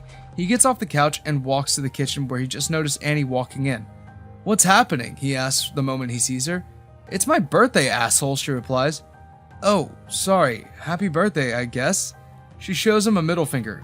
Your boyfriend kept calling. Alex, Dylan asks. We're not together. Oh, drop that charade, genius. We all know that's a lie. Dylan rubs his hands together. It's really not. If you really want to prove me wrong, how about you kiss one of my friends? Maybe Jackson, just to prove that you're done with Alex. I'm not going to kiss just about anyone. Annie pats his chest. That's the point of breakup and being panned, Dylan. You can kiss just about anyone and no one would complain. Immediately, Dylan's expression hardens, for this is a sensitive territory for not only Dylan, but also Peter, the latter, who was cheated on by his then-boyfriend James. So Dylan, now upset at Annie, walks out of the kitchen and settles on the couch once again, his face now gloomy. He immensely regrets coming here. Some half an hour later, a girl settles next to him. She is pretty, I have to give that to her, and seems interested in Dylan, a fact that does not go unnoticed by him, much to his disgust. Instead of giving him the exhilarating feeling that he had been expecting all along, given the scope of his sexuality, he feels upset at her. "What?" he asks, sounding gravely annoyed. "I saw you were alone, so I came here," the girl replies. "Thanks, but you can go somewhere else." "We can hang out together," she tells him. Dylan smiles at her. "I don't want to. Didn't I just say that?" "You don't have to be so mean. Annie told me you just broke up with your boyfriend. You know that means you can do whatever you want." "Why do all of you say the same thing to me? I am tired of hearing that." "But that is the truth." "No, girl, that is not," Dylan replies, "and it'll be better if you just leave." But Dylan glares at her. "Just leave me alone." When she leaves, he sighs and plucks out a cigarette from the pack kept on the coffee table right in front of it. He lights it up and then stares ahead in the distance. What has he gotten himself into? Just a few hours earlier, he was safe, secure, in love, and loved with Alex, but because of some stupid irrational 2 seconds of decision, he is here. For what, really? After that, he cannot help but look around himself and see many willing people. If he gave one of them one signal, he knows he would have someone to sleep the night away with. It is going to be as easy as that. Then why is he not able to make that effort? Why is he sitting here, explaining to everyone and himself that he cannot and will not, even though he has no reason to stop now? Isn't that what he always wanted? Maybe that's the thing, he never wanted this. Half an hour later, Dylan walks out of Annie's house and starts walking toward home, where he knows Alex must still be. He hasn't received any call in the last hour, nor any message, so he knows Alex must have fallen asleep. So he takes his time walking back home, even though the weather is so unforgiving this night. So much is happening in his life. The job at the department store seems like a total time waste. He is indeed wasting away his youth working in a store like that. And Alex and he still have to work on fixing the money for the down payment of the little house they've set their eyes on. Besides that, Alex has decided to continue his studies. So much is happening in their lives and nothing seemed like it was in his control. Could it be that they are the reasons he has been forcing Alex to talk to his parents, because that's the only thing that seems to be in their control? Most likely, who can tell? Because the troubles with Alex are far better than the freedom he gets without him. Or maybe he thinks with a little laugh he is just so loyal to his love that the very thought of staying away from him drives him nuts. When he walks into their home, he finds Alex sitting on the dining table, head hung low and acting as if not at all aware of Dylan's presence. He's awake, though, for Dylan has noticed the little change in his breathing. "Alex," he calls out. "Come to take away your things?" Alex asks. Dylan shakes his head. Peter's consciousness makes sure that Dylan appears as genial and demure as possible, for now is not the time to appear like a moron. "No, I have not. I'm sorry for what I did." Alex finally looks at him. He sniffles then. "Then why are you here?" "To say sorry, Alex. I have been bad to you. Each step of the way, I projected my ideas onto you. I said to myself, this is how Alex feels, or that is how Alex feels, and did not stop to think once that I should ask Alex how he feels." Dylan settles in front of him. "I kept forcing you to talk to your parents because I felt like that's the only thing I can control in our lives. I didn't stop once to think how much it's hurting our relationship." Alex purses his lips together, but it doesn't stop him. "Alex, I am so sorry. I cannot even express how sorry I am. I went to Annie's place and she kept coming on to me. I told her that I would not do anything with her because Am I supposed to cheer for you for your loyalty to me?" Dylan immediately shakes his head. "I did not mean that. I just wanted to say that, Alex. Please give me another chance. I promise I will try to be a better boyfriend." Alex sniffles and sips on the water kept in front of him. Then he passes the glass towards Dylan. "It's warm water," he tells him. "Drink it." Dylan takes it with grateful hands. "Thank you, Alex." "Are you hungry?" Dylan shakes his head. "I'm fine." "Let's go to sleep then. It's very late." Dylan stands up. He says. "Come with me, Dylan. Don't be stupid." Alex turns to him. "Another important thing. I've told my parents about us," he announces. "They want to meet you, but I am going to warn you to stay away from my brother. One wrong word and he will hit you." That's a lot." Alex gives him a hand and smiles at him. "Isn't that what you always wanted, baby? I am giving you exactly that." Dylan at that gives him a laugh. The moment their hands touch, Peter is back in his body. Some half an hour after he wakes up, he has his first conversation with Sammie after the accident. "How are you, Peter?" Sammie asks. Dexter stands behind her and Peter looks at him curiously for a while before returning his attention to Sammie. He remembers the feelings he felt when he met Dexter, that old but familiar feeling. He can feel that even now. "How did I survive but James didn't?" he asks her. "Alright, here it is. James, Peter's boyfriend who cheated on him, is dead. Years ago, and just some days after having been found by Peter, he died in a car accident. A pattern that Peter tried to follow but failed. Hence the question. The anger he has kept in himself against James is still right there, but there's no outlet to let it out. He is dead and Peter cannot confront him. Years ago, when the confrontation could have happened, his sister had derided him for not being able to keep a man loyal to himself, a statement that stood by him even after all these years. Now he's got no way to deal with it but to find peace with it. James' disloyalty isn't his burden to bear. When the visiting hours end, Sammie promises him that she will inform his family of his recovery and smiles happily that everything is going to be alright. And when she drags away Dexter, Peter cannot help but smile and hope to pull him in a hug the way he did when Dexter's mom died and he needed someone to hold him. Something in him wants to ask Dexter about his interaction with Dylan, but now is not the right time or place to mention those things. Some 2 hours later, and when he's still awake and breathing and aware, the door to his hospital room opens. Assuming that's probably the doctor who has come to check on him, he doesn't move much. "Doctor," he says in a dry voice, "how long will I have to stay like this?" "If it was in my power, forever," comes the reply. Peter stiffens immediately and cranes his neck to find his uncle England standing at the door. This cannot be, Peter thinks, his heart rate picking up. Why is he here again? "Cat got your tongue, sweetheart?" England asks, picking up a stool to sit next to him. "You know, I expected you to be dead by now.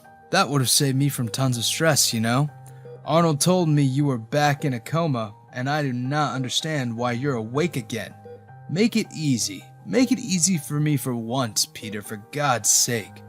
After everything that happened, you're still here, still alive." Not knowing how to reply, Peter weakly mutters, "Go away." England shrugs. "I cannot do that, Peter. You blackmailed me, remember? Before you pulled this beautiful stunt of yours."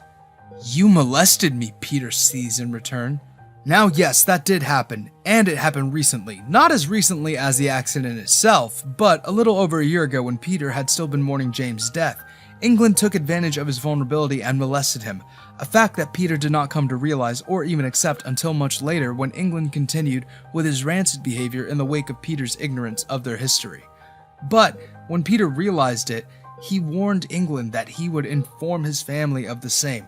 England couldn't do anything about it then, so no wonder he's back here when Peter's vulnerable.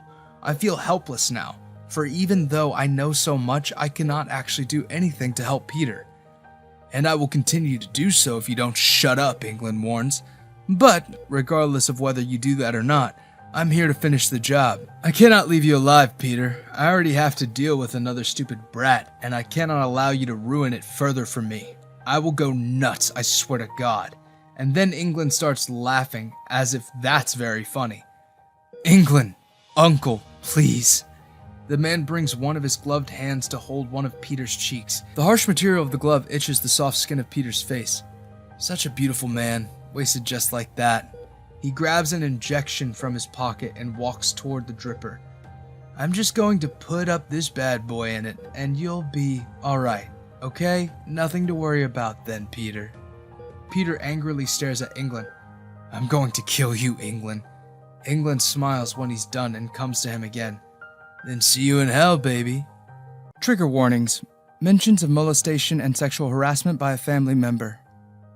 Peter wakes up again. This time he wakes up as Nina, a woman who lives in the same building as Peter, right next door to Dexter's apartment. For the longest moment, he is aware of the moment that happened between his uncle and himself in the hospital room and cannot help but wonder if he's finally died. There's no way, after all, that he's still alive. But when he wakes up as Nina, he decides that he's going to live his life the way he wants and hopes for until the inevitable happens and he finds himself with his uncle again. For all he knows, when he returns to his own body, he might still be with his uncle, with England trying his best to kill him. But he has yet to come to the realization that Nina shares a similar past to him, a past that he will have to confront finally, both through Nina and himself, because the storm's coming in a way that Peter is certainly not at all ready to face. With the hope that he will do whatever the hell he wants this time around, even if through someone else's body, I try to imagine his surprise when he suddenly feels a spike of nervousness and anxiety the moment he steps onto the bus. Now, Peter can attribute these particular feelings to a couple of things: social anxiety, stress, or a simple unwillingness to deal with a crowd after such a long time at the office. But no, that is not correct. As realization slowly dawns upon Peter, I will explain my side of understanding of Nina's past and current situation. So you see, there's a simple explanation why Peter, his consciousness now in Nina, felt that intense spark of anxiety and nervousness when he suddenly woke up as Nina. Nina was, similarly to him, assaulted by someone, her father's best friend. And although Peter again feels weird trapped in a woman's body, it takes him less time to adjust to her feelings, fears, and consciousness than it took with the others. So when Nina walks out of the bus, it is Peter's consciousness that encourages her to wrap her body better in the coat that hangs over her thin frame. Weirdly, this simple move makes both of them feel safe. When Nina steps into her home, it's her husband Steve who greets her with a kiss on her cheek. Peter's consciousness recoils for the slightest moment, something so subtle that it goes unnoticed by both Nina and her husband. Surely if Peter's trying to behave differently from Nina, then there's a good chance he is gaining more and more power over these people with every transition. "How was work?" Steve asks her and starts setting up the dining table. "I cooked early today." At this, Peter immediately relaxes. Now this is a familiar territory. He can deal with this, so as Nina follows after her husband, it is Peter who really takes notice of Steve, catching every handsome feature on his face, or the kind gestures that would otherwise go unnoticed by a stranger. It helps that he's in the body of someone who loves Steve. "I hope you don't mind eating a little early," Steve adds. Nina shakes her head at that. "No, that's wonderful. I will change." Steve agrees. "I've put some hot water on for you." "Thanks," she calls after him and swiftly steps into the bathroom. Not just water, Steve also put aside the clothes that she prefers to wear during night. Despite the harsh weather outside and the worries lacing her features every now and then, Nina feels happy and loved. She quickly freshens up and changes into her more comfortable clothes. Steve is Nina's husband, as I mentioned earlier. The both of them met during their college years, and this particular meeting served as a lifesaver for Nina, who, by the time she turned 20, was struggling to come to terms with her father's best friend's physical abuse. When their college ended and they started looking for jobs, Steve proposed to her that she could always come and share a flat with him. And, although she was still worried about being alone with a man, she realized anything was better than living in the same home as her ignorant parents and the often visiting best friend of her father. Besides, she had fallen in love with Steve by that time, so they started living together, and Nina's parents every so often visited her. Nina living with Steve gave her an excuse to create some distance between the man and herself. She no longer had to see or meet him, and things seemed like they would return to normal. Several years passed, and then Steve proposed to her for marriage. She said yes, and they married the same year. It's been a year since their marriage, and they haven't had any sexual encounters, a fact that both worries Nina and relaxes her. She would like to avoid it as much as possible for as long as possible, until the dam breaks. That is one feeling that Peter and Nina share, at least. "What happened?" Steve asks and puts more food on the plate. "Eat, please." "Thanks," she replies. "And what are you talking about? I'm fine." Okay, I can see the cogs turning in Peter's head at the gestures. The feelings he easily managed and controlled with the previous transitions are kind of coming out this time. Is it because Steve is a better partner than both Luke and Dylan? Or the shared past that Peter is not yet sure of is making it so easy for him to feel his own feelings and understanding of what real romance really feels like? Steve looks at Nina for a while in silence, and just when he looks like he is about to say something, he stops and then nods at her. "All right, if you say so. Would you like some red wine?" Nina laughs. "Seriously, are you trying to get me drunk?" Steve wriggles his eyebrows at her. "Am I that obvious?" She laughs and hits him on his arm before asking him for some red wine. The reason that Nina was panicking so much lately is obviously related to her dad's best friend. a man that Peter is soon going to get accustomed with again. Her parents had just informed her of the update on her case against the man, and obviously with the news have come all memories flooding in. It's not easy to get out of after all, especially not when her husband has absolutely no idea about it. It is no longer about handling the past on herself, but keeping it away from Steve for as long as possible, in fear that he may feel disgusted or worse.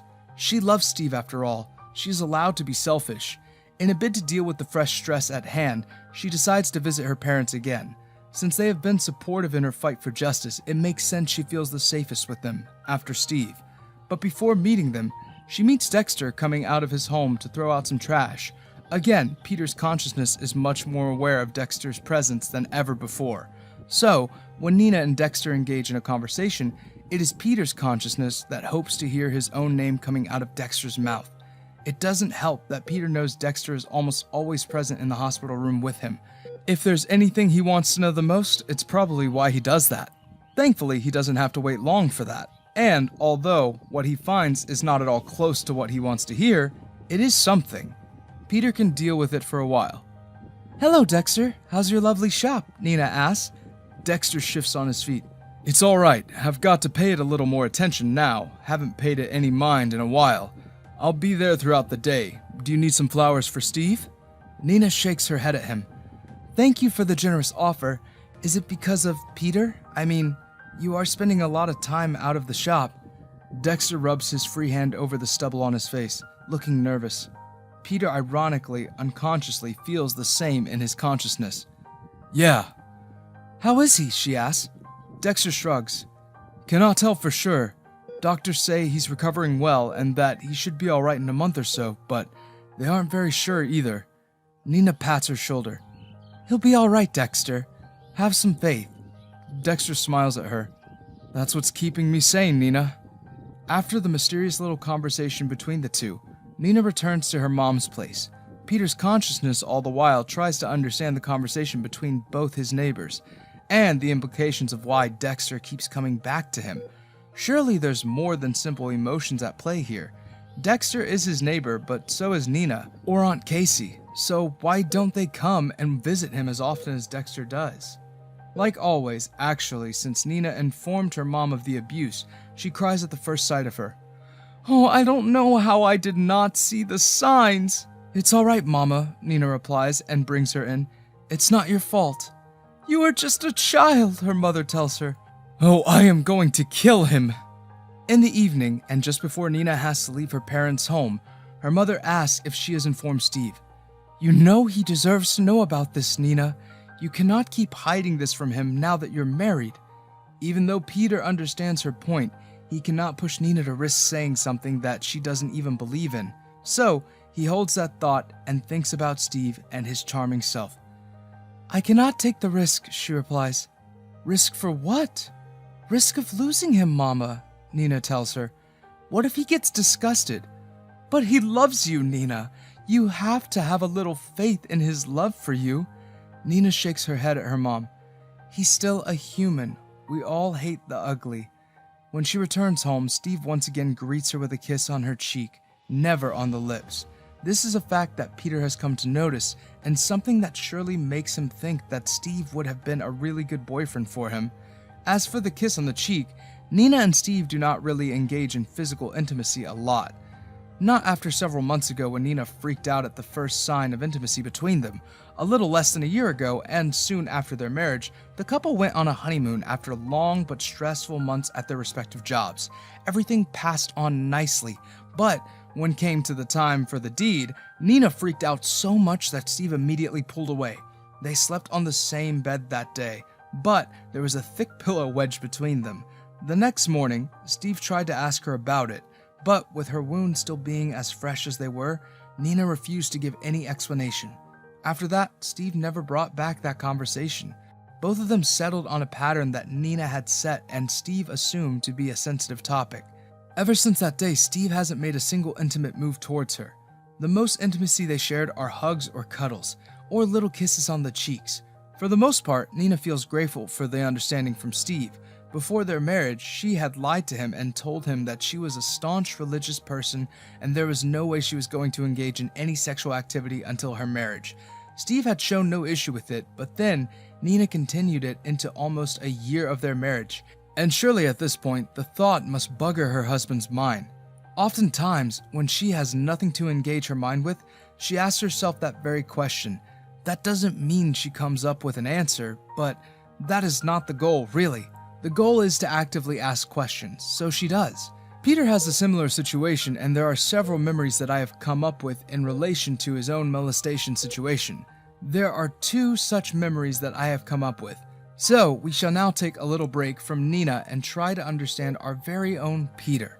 Surely he had more than one reason that made him feel compelled to take his own life. I have come up with 2 in particular in relation to that one certain event. I believe we all know what that event is. The most recent one after the molestation happened to be with a stranger. Peter has no recollection of his name, and so nor do I. Peter has just returned from his office, has bid farewell to Luke for the weekend, and is sitting in his car. There are scars on his body, so we know that even if he doesn't know how he got them, he is aware that something has happened.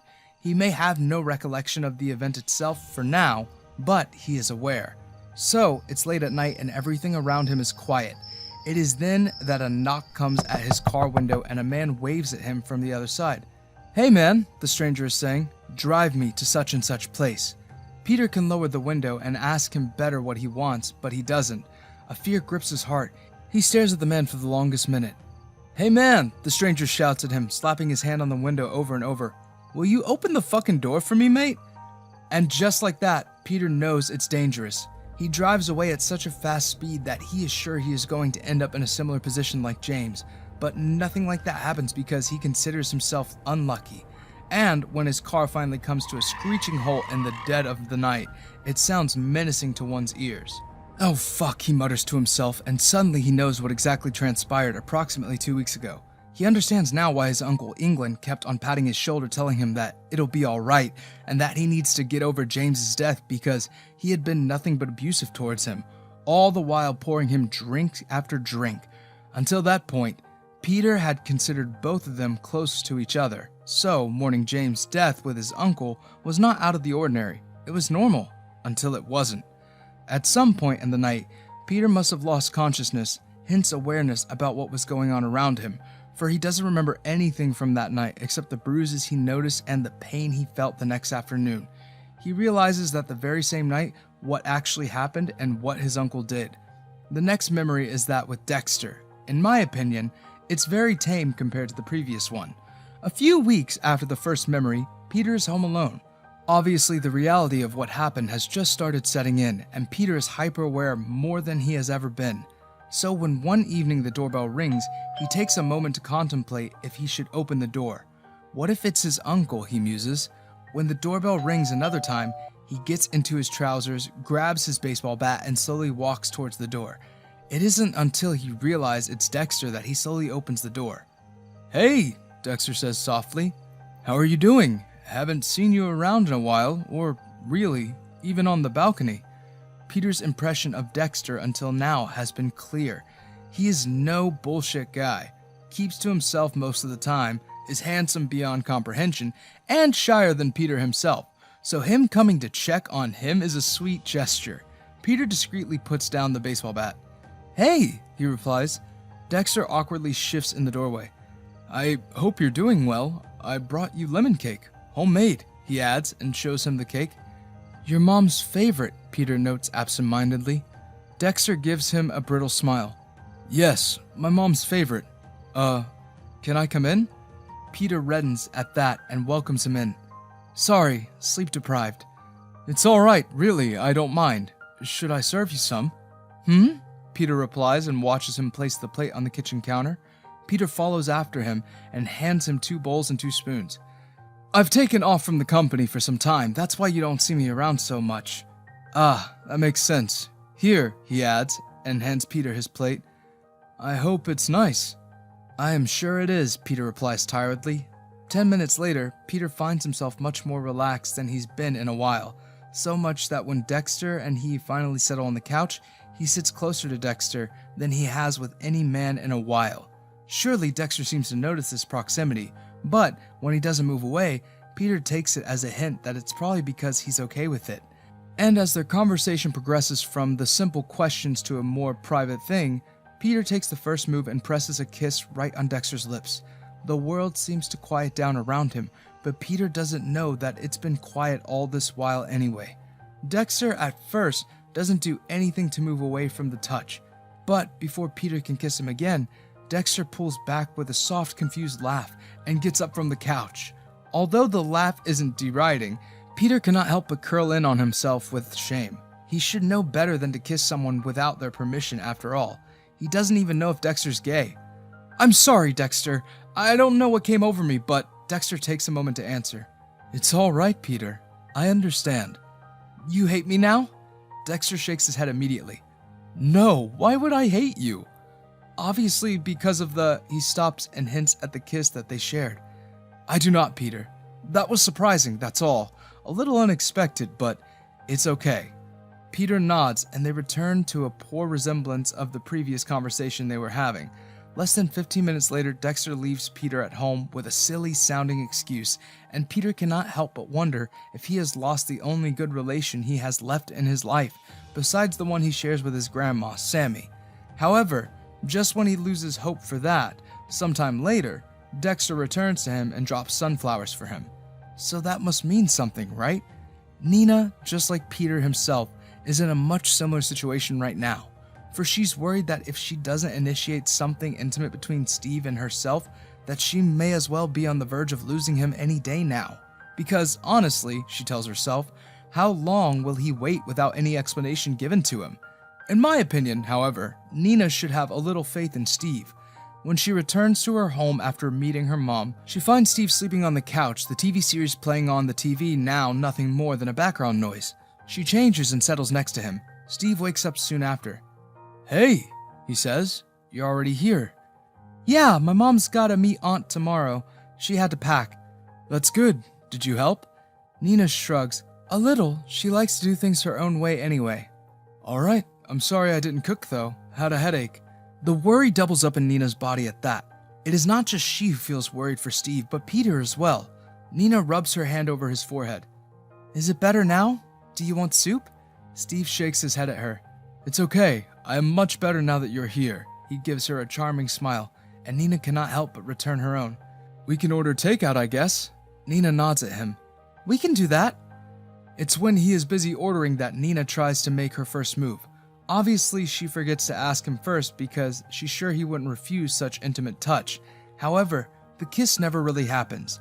There are several reasons. It will take Nina a while to get comfortable with any intimate touch. The same goes for Peter, since he isn't comfortable with any intimate touch right now. Forget all the charm he felt for Steve. He still has his own issues to deal with.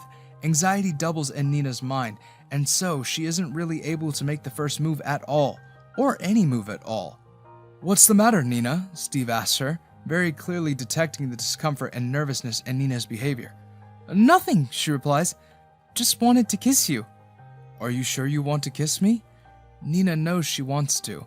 Despite the heavy load of her past still on her shoulders, if there's one thing she knows, it's that she would like to kiss Steve whenever possible, even if there's one part of her that doesn't. "I want to." "Then why are you so nervous?" he softly asks. "I am not," she lies. Steve carefully brings a finger and points at her wet eyelashes. "It's all right, Nina. We can talk if you want." "I'm worried only talking will not do me any good." "Oh, and why is that?" Steve asks. "I'm worried you'll lose interest in me." Steve shakes his head at her. "No, that will never happen. I love you. I have loved you for such a long time, and it's not going to end just like that." He pokes a finger on her nose. "For our lives and more, you're stuck with me, ma'am." She softly laughs at that, now more relieved. "Thanks, Steve." "I love you, Nina." Nina and Peter both relax at the change of situation. "I love you too." With as much support as she receives from Steve, it doesn't take her long to come to the realization that maybe, after all, Steve deserves to know about her past after such a long time. She cannot take the chance of keeping him in the dark any longer. Sure, Nina loves him, but she cannot keep him blind in fear that he'll leave once he gets to know about her past. The next day, she takes a day off from her work. Steve naturally is concerned for her. He asks her if she's doing okay, and she replies that they've got to talk about something important. Keeping in mind what happened yesterday, Steve seems to understand what the conversation could possibly be about. Okay, do you want to eat something first? In the next few hours, Nina explains her part of the story. Steve seems stunned, but not as upset or angry as she expected him to be. Instead, he holds her hand and looks sad and angry on her behalf. Thanks for telling me, he says. You did not owe me any explanation, but I am glad you opened up to me. I'm so sick of living in the past. I want to move on, but the past is still out, and I just can't stop thinking about it. It's all right, Nina, really. Let it go naturally. Then Nina informs him about the update on her case against her father's friend. I filed it some time ago, but they've been solving it slowly that only now have I received some update on him. I don't know what they'll do. That's still good, Steve replies. He has to go behind bars. Nina nods her head at him. If things go well, he will be finally locked in, Steve. Steve whispers his reply, and we will make sure that happens.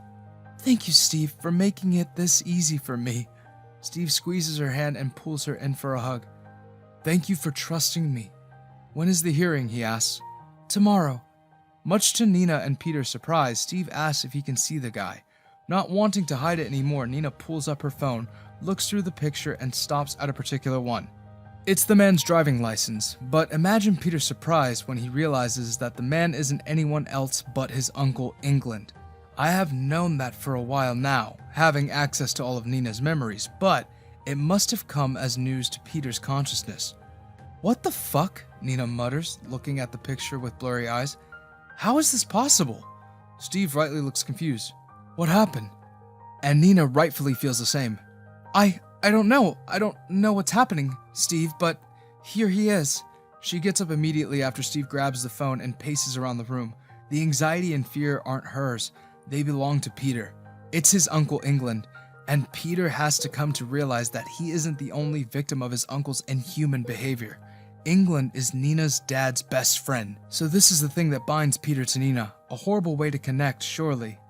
Are you alright, Nina? Nina presses a hand on her forehead, not understanding the sudden spike of fear and anxiety in her. She's always felt scared and anxious around England, but never to this extent. Steve, I think I cannot breathe. Steve drops the phone on the couch and catches her before she falls unconscious. Now is the time when Peter will come to understand how it feels to stand right in front of one's abuser in court. It sucks that England is his abuser too, and that his own abuse hasn't really come to an end. To think that he's going to face England for someone else is a bizarre thought indeed. How many more people has England hurt? Is that what he was talking about earlier in Peter's room? England is a man of power in their little town. Not only is he popular among the churchgoers, he is also known for his benevolence and philanthropy, a fact that Peter knows plays into his side. So it is no wonder to him when he notices several familiar faces in the courtroom. These people, much to Nina's and Peter's chagrin, are here to support England despite knowing what he's accused of. And, as it turns out, many will give testimony in favor of England. When Nina stands in the witness box, it is Peter's fear that makes it nearly impossible for her to even look at England's direction. Nina scratches at the wood with her pointed nails, the only physical thing that denotes that her body isn't only dealing with only her feelings, because it's no longer about Nina. Peter's memories rush in of the night, now more vividly than ever, and he starts crying in the middle of the process. But it does not deter England or his supporters. At the end, the judge announces that since England has already served 7 months in prison previously over the same case, he will only be given a restraining order. The judge says that England isn't allowed anywhere near Nina, and that's it. He gets out that easily. There's an enraged uproar from her side, but nothing changes. England passes by her with a grin on his face, and Nina and Peter watch him leave with utter helplessness. But obviously, it's no longer only her consciousness at the edge, but Peter's also. He's stuck dealing with his own past. If Nina's case couldn't incriminate England, what are the chances that Peter's will? And when a few days later Nina and Steve finally decide to take the first step towards intimacy, it's not the power of the sachet that brings back Peter, but himself. But just as he lets out the first gasp, a sign that he is returning to his body, he feels a hand on his head and he returns to sleep once again. The other side is, I admit, a little messy. It makes sense why Sammie does not want Peter to wake up now. After England attempted to do what he attempted, believing that he wouldn't be caught, the CCTV cameras caught him coming in and out of Peter's room late in the night. Immediately, he was arrested and brought in by the police. He is still being questioned about his presence in Peter's room at such a late hour. So when Sammie puts Peter back to sleep, an act that further alienates him from harming his uncle back, I cannot help but wonder why. I have an assumption. Sammie, just like anyone else, is not really aware of the situation. She doesn't know what transpired between England and Peter, and so she does not want to put him through misery when he can avoid it. Besides, there's a very good chance that she is aware of the charges against England. So, can we assume that she is assuming the same happened between Peter and England? Behind her, Dexter stands in silence, looking grave. His demeanor from earlier, especially when he met Nina just a few days ago, has vastly changed, no doubt from the knowledge of what might have happened. Essentially, he cares for Peter. A lot, a fact that Peter is sure to come to accept soon. Suddenly, Dexter's almost constant presence next to Peter makes sense. Why did that happen? Dexter asked Sammie. By now, the doctors have left them alone and Sammie and Dexter are the only two left next to Peter. I am not sure, Dexter. She is nervous and runs her hands up and down her arms. She must be conflicted. And is he going to get out if Peter doesn't wake up? Dexter asks. I do not think so. We have CCTV recording. I am sure that's enough to incarcerate him, or should be. But why did he do that? Dexter asks. Sammie looks occupied with various thoughts at that. I don't really know, Dexter. If there's really something going on here, then only England or Peter can tell us. Peter needs to be awake for that, Dexter comments. That's not in our hands, Dexter, Sammie lies.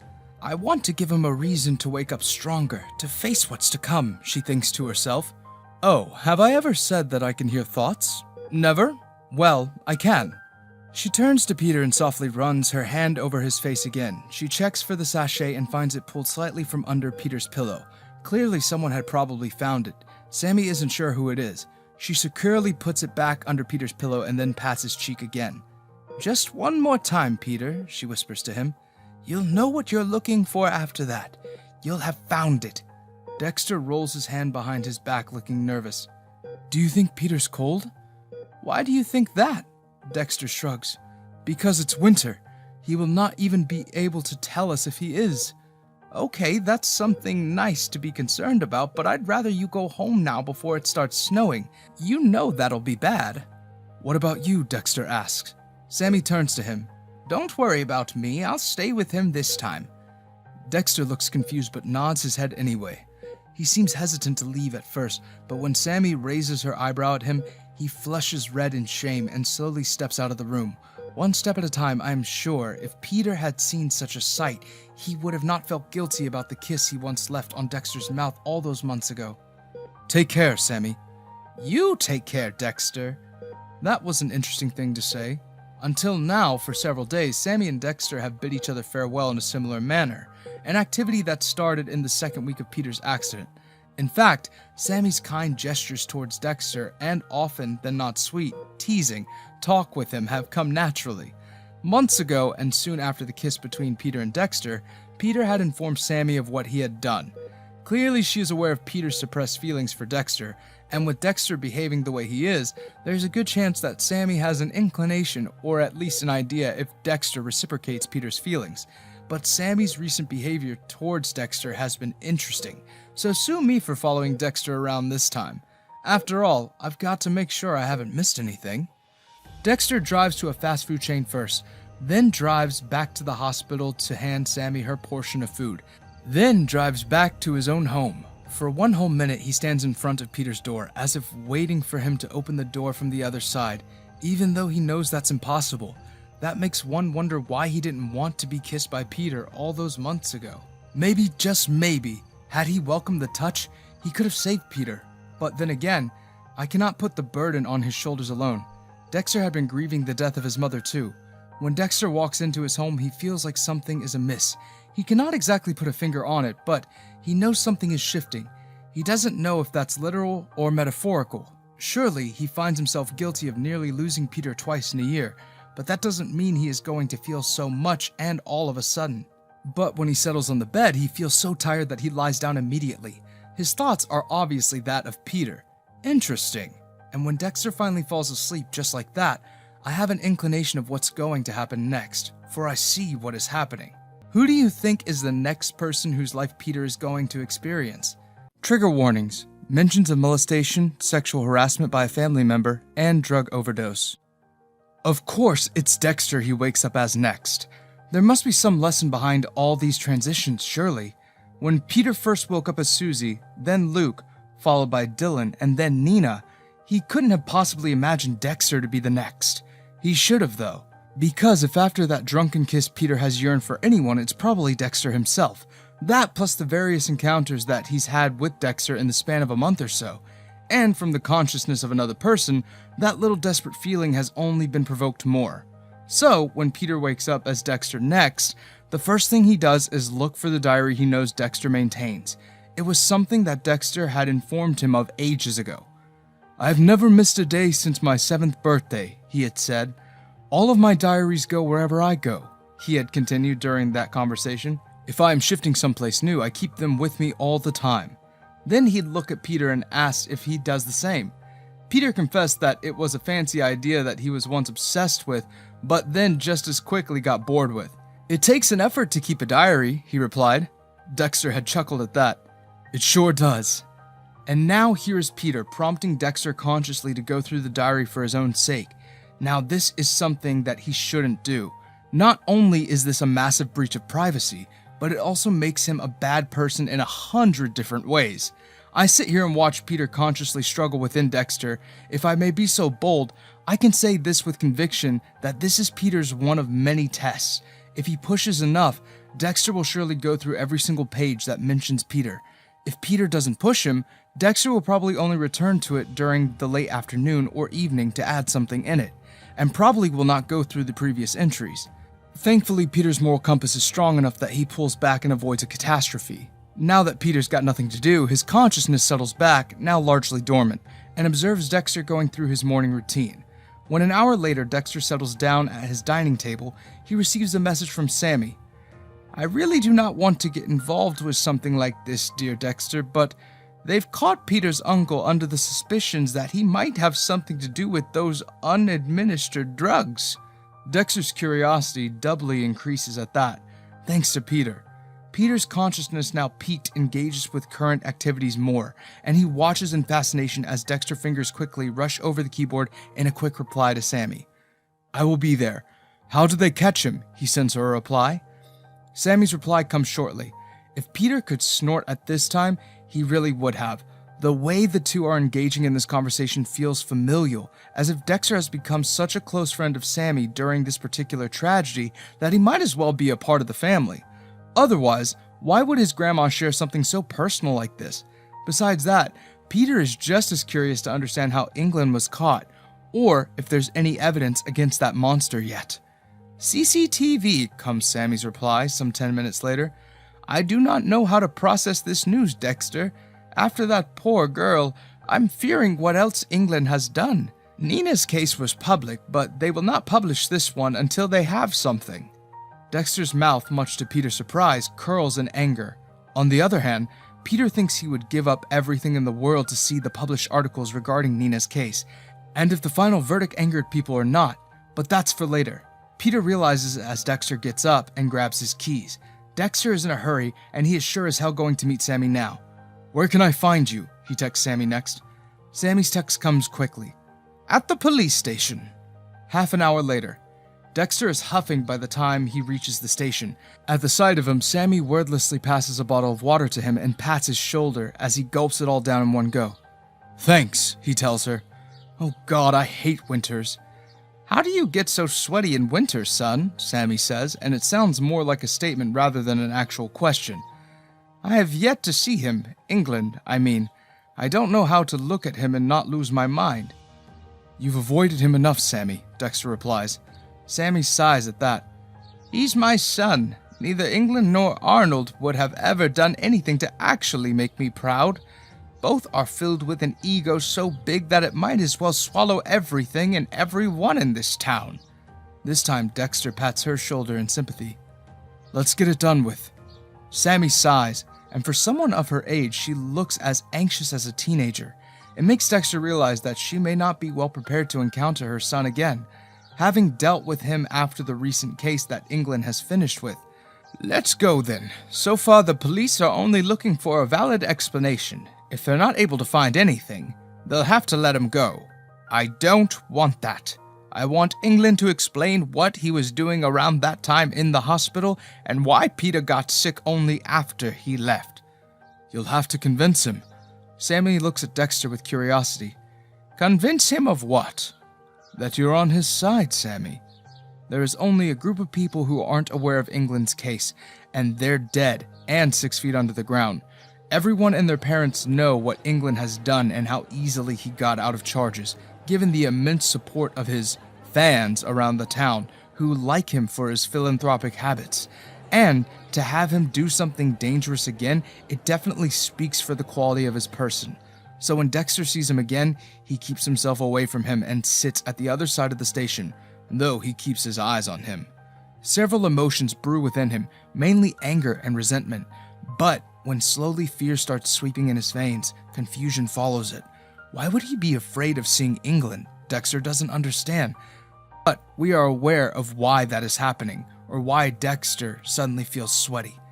As he grapples with these new and sudden emotions, Sammie deals with her son for the first time in a long time. What have you done, England? She asks as soon as she spots him. Mom, England replies, let's not do this. You tried to kill my grandson, she exclaims. Have you got any proof of that? England asks, and then bitterly adds that since she didn't support him in his case with Nina, she shouldn't be present here either. I was there to check on Peter. He's my dear nephew after all. I had to go and see him and make sure he's well. Peter got sick soon after.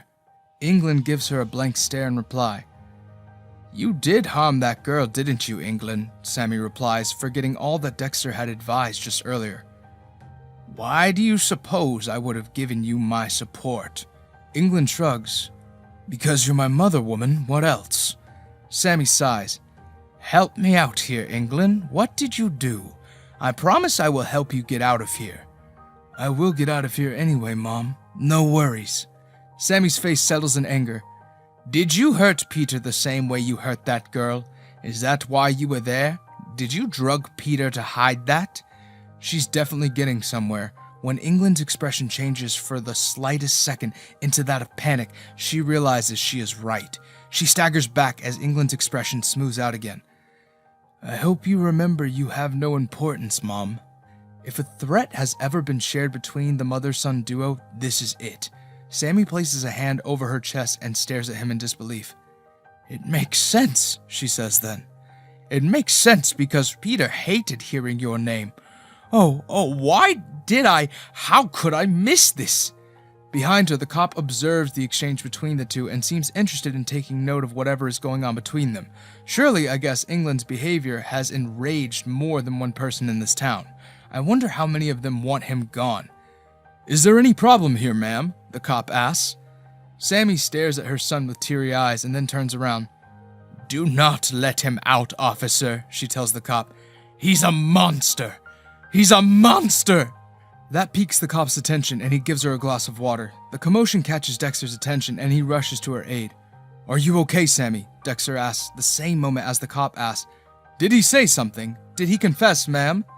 Dexter glares at him, but that doesn't deter the cop. What did he say? Sammie shakes her head at him. He hasn't said anything, she replies, but it all makes sense. She turns to Dexter. There was a time when he avoided England like a plague. Peter. He never did that before. I shamefully accepted that to be part of his recent gloomy personality. I know that was a mistake, but it makes sense to me now, Dexter. He has hurt Peter. Dexter's eyebrows furrow. What did he do, Sammie? He has hurt Peter the same way he hurt that poor girl Nina. And really, that's all that anyone needs to hear. An hour later. A few things happen in that 1 hour. Peter's consciousness with interest notices the rapidly rising rage in Dexter's body the moment he realizes what Sammie means. He doesn't do anything brash like punch England through his head or something resulting in a bloodbath in the heart of the law. No, he doesn't do any such thing. But he does something. He speedily walks towards the curious and somewhat fearful-looking England and punches him so hard that it breaks his nose. As England howls in pain and cradles his now bleeding nose, Dexter is pulled by a pair of cops who immediately warn him that they will put him behind bars for the violence. "But he hurt Peter," Dexter exclaims as the cop indeed pushes him inside the bars.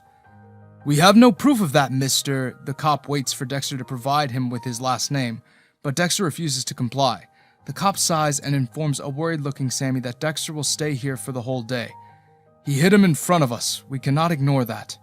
"Oh, you ignore so many things." The cop purses his lips and walks to the desk. "It's better if you leave now, ma'am. We are still conducting an investigation about Mr. England's hospital visit and its connection with your grandson's—" "Oh, you people are useless," Sammie harshly exclaims.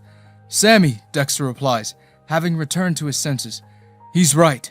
You should leave. Come back tomorrow. They will let me go tomorrow." "That depends if Mr. England wants anything to do with you." Sammie sighs. "You shouldn't have done that." That's one of the few things that happen. The next is, obviously, Peter's realization that Dexter did that for him. And that is such a happy realization that when Dexter backs away into a corner, a slow smile creeps up his handsome visage. Why is he smiling? He had absolutely no idea, but because the timing seemed right, he is. Instead of leaving, Sammie asks the police officer if she can bail out Dexter. And after an hour of argument thrown back and forth, the cop tells her that although he doesn't care a lick if England has gotten hurt, he cannot let Dexter out just like that because if England later decides to do something about Dexter, he will get in trouble. But England, who's been watching the entire ordeal with a broken nose, promises that he isn't going to do anything. "I want to get this over with," he tells the officer. "You can let that douchebag out." Sammie turns to him. "England, if there's any douchebag here, it's you. Officer, if you'll please let Dexter out, he and I will leave immediately." And then discreetly, the same thing is done. Dexter comes out of the jail in less than 2 hours. An hour later. "You mustn't do that again, Dexter," Sammie advises Dexter on their way out. "England is a powerful man in this town. It's not wise to get in trouble with him." Dexter cracks his knuckles. Except for the scratch on his little finger, he looks and seems unfazed by the entire ordeal of the last few hours, except for that one little information. If England wants to harm me, he will manage to do that. What I am really worried about is how we are going to prove he's the bad guy. Sammie seems just as lost as him and replies with a small reassuring, "Let me handle that, Dexter." Because Sammie wanted to see Peter alone today, Dexter finds himself walking straight towards his flower shop. One of his workers, Megan, looks surprised at the sight of him. "I didn't think you'd be here today." "I hope you haven't invited your girlfriend over, Megan. I'm in no mood to entertain any of that." "No, of course not," Megan replies in the same breath as she types out a hurried message to her girlfriend. "I will check out the flowers in the back." Dexter nods at her and stands in front of the sunflowers. For the longest 5 minutes of his life in recent times, Peter experiences pure bliss. And all of it comes from the sight of sunflowers, his favorite flower that Dexter took notice of rather quickly. To imagine him farming sunflowers in the cold of the winter is a humbling thought and a romantic one, and to imagine there was a time when he berated himself for assuming Dexter's sexuality at the lowest point in his life. "If not for the greenhouse, the sunflowers were fucked," Megan comments from behind Dexter. "Language, Megan," Dexter replies. Megan snorts at that. "What are you, Captain America?" When Dexter doesn't reply, she clears her throat and continues. "So, how's your Peter?" Dexter scoffs. "He's not my Peter." "Oh sure," she teases. "Be productive, Megan, before I fire you." "Got it, I'll find some work." She shows him a thumbs up and rushes out of there. "Also, hey," she calls after him.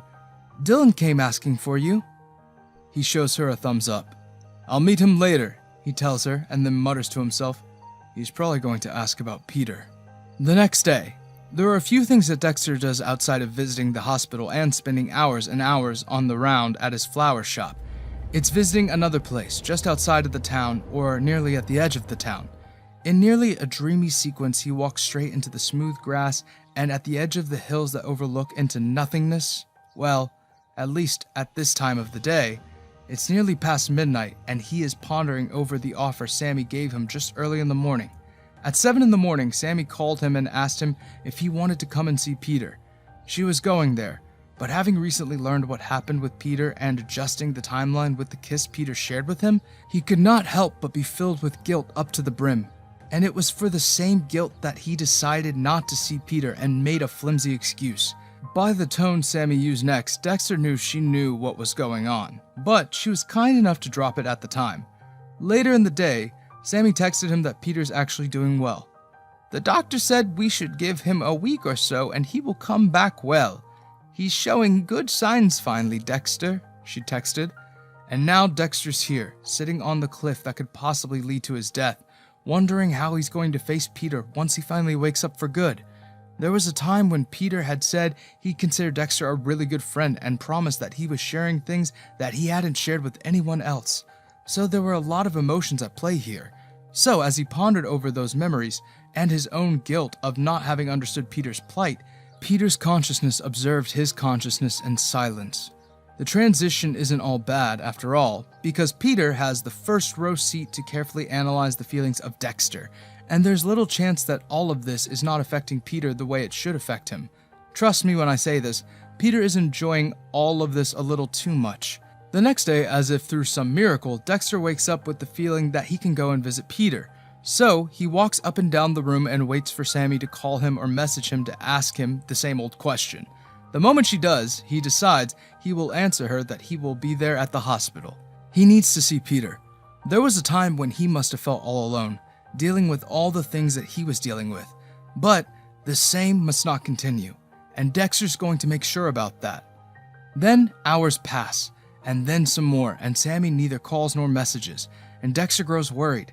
He knows England's out of the bars already, and with the police having no proof against him, he is almost a free man right now. Not entirely free, however, because he's still under suspicion and police can put him under arrest at any time, but he is free. Naturally, Dexter grows worried about Sammie and decides to call her on his own. He calls her number and when she picks up, asks if she's alright. Sammie's almost like his own grandmother, so he might as well treat her as one. "Will you come today?" she asks eventually, and Dexter confirms that he will be there. A few hours later, when Dexter finally reaches the hospital, he finds something that he knows he wasn't expecting. Sammie hurt and admitted in the hospital. He gingerly reaches for her hand as she sleeps and asks her what happened when she wakes up some 15 minutes later. In those 15 minutes, all he assumed was that it must have been England's fault in some way. He looked upset at Sammie when they met at the station, and who knew what else that man had in his mind. And I admit it's not entirely Dexter's conscious that he runs a hand through Sammie's gray hair and pats her head gently. It is Peter, and he is as worried as he can be, considering he's seeing her in a position that he knows he wouldn't ever want her to be in, not after he got in trouble himself. But then Sammie shakes her head at Dexter and promises that it isn't England's doing. "I did this to myself." This time, instead of the usual worry that laced Dexter's consciousness just a few minutes earlier, it disappears and transforms into confusion and fear. Is Sammie doing alright? And this isn't only Dexter's fault, but even then Dexter realizes that he has never really asked Sammie how she's been doing after Peter tried to kill himself. After all, they have always been close and he's the youngest of the family. "Why would you do that to yourself, Sammie?" Dexter asks. "Why do people harm themselves?" she replies, and then cackles when Dexter looks both terrified and horrified. "Oh dear, I am just joking. It is just that I am worried for Peter. I know England is a bad man, and knowing that he is my son, that isn't an easy conclusion to come to. It hurts me right here." She stops and points at her heart. "My grandson is fighting for his life, and his uncle, my son, is doing his best to ensure he fails at that. How do you think that makes me feel?" she asks. Dexter nods at her. "I understand that, Sammie, but why harm yourself?" She waves her hand at him and gets off the bed with his help. "This way I can stay at the hospital and make sure England never comes to hurt Peter," she tells him. "I cannot trust these hospital people. They've let my grandson hurt once, and I know they cannot be trusted again." And although Dexter seems to understand her, kind of, he can't help but shake his head at her again. Because Peter's consciousness is sharing his body, he feels every emotion tenfold, which is a good thing. If Cupid wants to work out this romance between these two men, in lieu of a reply, Dexter again shakes his head at her. "Sammie, I understand your sentiments, but how do you suppose Peter would feel if he ever finds out about this?" Peter already knows, but these two people are horribly unaware of that. "Promise you'll not do this again, Sammie," Dexter says and holds her gently around her elbow to guide her out of the room. I know you're Peter's grandmother, but in the last few months, you have been nothing short of a grandmother to me too, and I would hate to see you hurt. So let's not do this again, huh? Sammie looks at him in silence, a smile on her mouth. She seems to understand and see a future that her younger partner isn't able to. All those 70 years of experience have to help her in some way. I know you don't know me too well, he continues, but maybe we can spend some time together so that we can do that. When Peter gets better, all three of us can spend some time together. Often. He needs that. He always needs that. It'll do us all good, don't you think? At this, Sammie nods with a bright smile. That sounds good, Dexter. Dexter smiles at her, and Peter's consciousness relaxes next to his. I am sure that this is another thing that will ensure things go smoothly between Peter and him when the time comes. Speaking of Peter, he is right where we left him the last time. Sure, the last time his uncle tried to kill him and nearly succeeded, but with his body recovering faster than ever, the doctors have recently announced to both Dexter and Sammie that he is sure to wake up in a week or so. It's really a matter of time, Peter's doctor said. His body is recovering in a way that it hasn't in the last few months. It's a miracle indeed. We are not sure what and how it's happening, but it is good news all the same. Sammie at that smiles at him rather brightly, if I were to say. Surely by this time she probably has an idea of what's happening. It isn't just the medicines and the doctor's hard work of months at play here, but also, how do I say this? Dexter's rather affectionate feelings for Peter that he has so far managed to hide so well from Peter. But now that Peter's aware of all that Dexter feels for him and more, it is certainly helping him heal, something that Sammie aimed for all this time. Seeing what's happening here, I wonder if she knows what's up with Dexter right now. She had indicated it the last time after all. I can only assume she's good at playing a fool. She knows and yet pretends she doesn't. Have you really never asked Peter about his boyfriends, Dexter? They're in Peter's room, and the doctor had reluctantly allowed Sammie to spend her time there. Now, in recent times, she has taken to gently prod Dexter here and there. It helps her understand him better, and in turn helps Peter understand him better, which in turn will help them understand each other better when the time comes. When I say I do not understand how love works, I mean it. This is not my first rodeo, I know that, even though I have no memory of having lived through similar situations with other people in the past. Like a puppet being led by the emotional strings of the same people it's watching, I see and take note of everything these people are feeling. And certainly things are interesting. To some level, at least, why not entirely, you will wonder? Because I already know everything. We didn't really talk about so many private things, Sammie. Sammie thoughtfully nods. So you probably don't know about James, she mutters more to herself than to Dexter. Dexter rightfully looks confused. When James broke his heart, Peter came to me. We talked on the phone, really. I was a little careless at that time. I'd seen Peter getting heartbroken over boys for a very long time, and I had been warning him about this James boy a lot, but he never listened to me. When James broke his heart, cheated on him really, I thought he would get better in some time. He always did. But then James died and everything was ruined. That man died and left the guilt of his own cheating on my grandson. Peter didn't come to talk to me about it. He went to England, she continues. Then he tried to kill himself later. Peter's consciousness shifts inside Dexter. This is the moment of realization. As Dexter and Sammie look at each other in half-awareness, Peter's consciousness wonders if they will finally understand what really happened. On the bed, and unknown to them, Peter's fingers twitch on the bed. What does that imply? Well, in the simplest terms, Peter's consciousness is soon going to return to his own body, and he will most likely wake up this time. Do you think England did something during that time? Sammie asks Dexter. Sitting opposite her, Dexter stares at her in silence, and they both come to the conclusion that yes, England has done something then. Both are, however, too terrified to accept that Peter shared a similar fate to that of Nina. I think you should return to your room, Sammie, Dexter tells her. Sammie wordlessly nods at him. Yes, I think the same.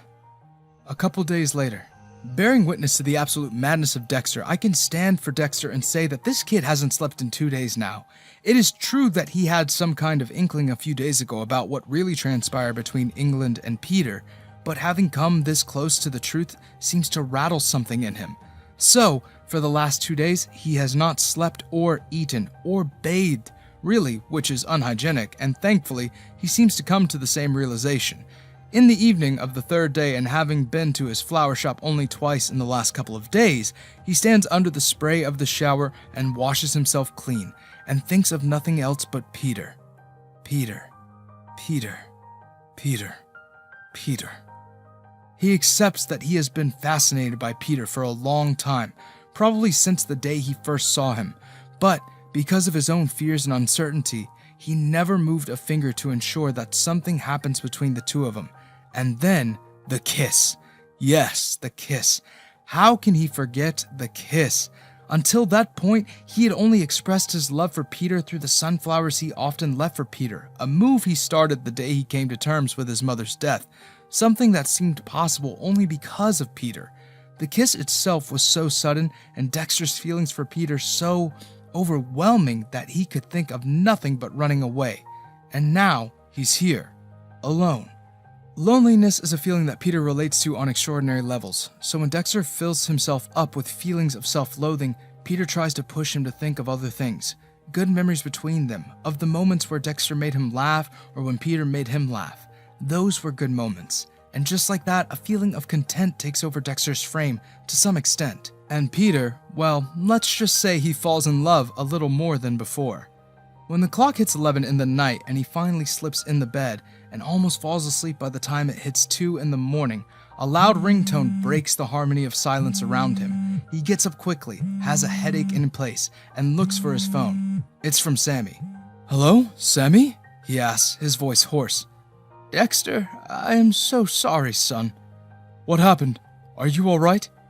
"England came to the hospital," she tells him. "He tried to hurt Peter again." Dexter rushes out of his home. England had come to the hospital to see Peter. No, to hurt him, really. This time, for whatever reason, he had been drunk and stalked into Peter's room with a knife. Because he was unsteady, he hurt himself a lot by the time he reached Peter's room. Then he ran into a long tirade about how Peter ruined his life or did this or that, things that were loud enough to attract attention from the hospital staff. When the staff finally rushed into Peter's room, he loudly roared at them, and according to Sammie, that "I'm going to kill you so that he never speaks of what I've done to him." And then the police rushed in, and he couldn't get to Peter, and jumped to his death from the 5th floor of the hospital building. Some half an hour after the commotion, Sammie said Peter woke up. England had taken drugs, the police found out. They were likely to find more after the post-mortem, but really, no one cares for him. Now that Peter's awake, the attention is somewhere else. Sammie and the staff came to the conclusion that they wouldn't tell Peter about it. I have absolutely no idea how they figured this would help the boy, but whatever they do, at least Peter's awake, even though he looks confused. Dexter isn't allowed to meet him until visiting hours the next day, so he waits in the waiting area the entire night, and Sammie does her part by coming to him every so often to give him updates. "So, he's dead," Dexter comments. "The police suspect he'd taken drugs by the time he came to the hospital. They said even if he hadn't jumped from the window, he would have died of overdose anyway." "He got off easily," Dexter comments with a sigh, and then looks at Sammie with a panicked expression. "Oh, I am sorry, Sammie." Sammie shakes her head at him. "It's all right, really. I've wanted him dead ever since I found out about Nina. He had it coming. He really did get off easily." She wrings her hands together. "Maybe I could have helped Peter. My own son did something so horrible to my grandson, and I was unaware of it all. How cruel is life." Dexter pats her on the shoulder. "Peter will be okay." She nods at him. The next day. Peter looks different when Dexter finally sees him the next morning. He is weak, obviously, and his limbs are almost alright by now. But when Dexter walks into his room, Peter's eyes never move away from him. It's almost like he is willing to say something that Dexter has longed to hear all these months. But both of them remain silent on that matter for now. "Hi, Peter," Dexter says softly and stands on the foot of the bed. Sammie looks between the two of them and coughs a little. "I'll go and get myself some breakfast. God knows how hungry I am." As her voice disappears behind the closed door, Peter nods at Dexter to take the seat next to him. Dexter sits on the stool and looks shy for the longest moment. "How are you feeling, Peter?" Peter gives him a weak smile. "Is it rude to say bad?" Dexter softly laughs at that. "No, I don't think so." "Then, a little bad, but mostly embarrassed. Couldn't even get one thing right." Dexter gasps at that and reaches for his hand and holds it so very gently that it seems to surprise both of them. Peter! Peter shakes his head at him and looks down at their joined hands. I'm okay, really. I've seen and experienced a lot of things, and I think... He stops for a while as his eyes carefully roam all over Dexter's handsome face. I think I understand so many things a lot better now. Dexter rightfully looks confused. I don't understand. Peter gives him a smile and it seems both bashful and amused. I think it's better that way because I don't know how to explain anything that happened. And then it's silent between the two, both having no idea what to say. Nana told me you brought me sunflowers. I mean, they're your favorites. It's winter, Peter exclaims. Anything for you, really. When Dexter admits that, his voice is but a whisper, but Peter hears him anyway. Did you meet the doctor? What did they say? You're trying to change the subject, Peter tells him. Dexter guiltily smiles at him. I tried to change the subject. Did it work? Peter shakes his head at him. Expected that much. Can I kiss you, Dexter? I will ask you this time. Last time, Peter, I almost lost you and didn't even get to say anything. He begins and shakes his head when Peter begins to say something. Trust me, I really don't mind. Kiss me if you want to, Dexter adds, and leans up on the bed so that Peter doesn't have to move much. He tries not to show too many teeth, but his face is so red it might as well resemble a tomato right now. Will they shift you out of this room? Peter places a weak hand on his cheek. Yeah. And then he slightly leans his head up to kiss him. A few days later, Peter knows about the fate of his uncle, and his father, now aware of what his brother did to his son, stands at the doorway to the new room Peter has been shifted into just half an hour ago, but doesn't bother coming in. Peter tells himself that he likes it that way and doesn't spare him a glance. After that rejection, Arnold quietly walks out of there. Sammie is sleeping in her room, and it is mostly Dexter who now stays with Peter. Having shared several kisses over the past few days has helped them come close, even though Dexter still doesn't know how much Peter knows. I've got a few friends who want to see you, Dexter tells Peter. Oh? Where are they? Dexter looks at him in surprise. You really want to meet them? Peter laughs. Why not? I mean, I will not talk much, but it wouldn't hurt anyone if they do come to see me, would it? I suppose not, Dexter whispers, and pins Peter's long fingers behind his ears. You know a few of them. Suzy, Luke, Nina. You know them. Dylan's my friend. They're here in the waiting area. If you want to meet them, I'll call them. Yeah, Peter mysteriously smiles at him. I know them very well. Dexter chuckles at that, still as confused as ever. Sure? Do you want to ask them to return without meeting me? At the balanced expression on Dexter's face, Peter gives a laugh, the loudest in months. I'm kidding! Bring them in! I'll entertain them as long as I can. Dexter smiles at him and leans up to kiss him. Thanks, baby. While the new couple seem to enjoy each other and Peter actually feels some type of gratitude for the first time in his life seeing his new friends around him, in the other part of the hospital and in Peter's old room, cleaning is going on. There is a nurse, a few staff members, and Peter's doctor present in the room. But when the sachet that Sammie has clearly forgotten to pick up falls under the hospital bed, it is the doctor who finds it. As the staff members clean the room and the nurse makes sure no documents and necessary items are left behind, the doctor grabs the sachet in his hand and turns it over. He doesn't understand what it is. He puts it in his pants and gives orders to the present staff before walking out of the room, unaware of the power the sachet holds. What do you think will happen next now that the sachet is no longer with Peter? Thanks for watching. Consider subscribing to become part of our Rainbow Force, and stay wholesome.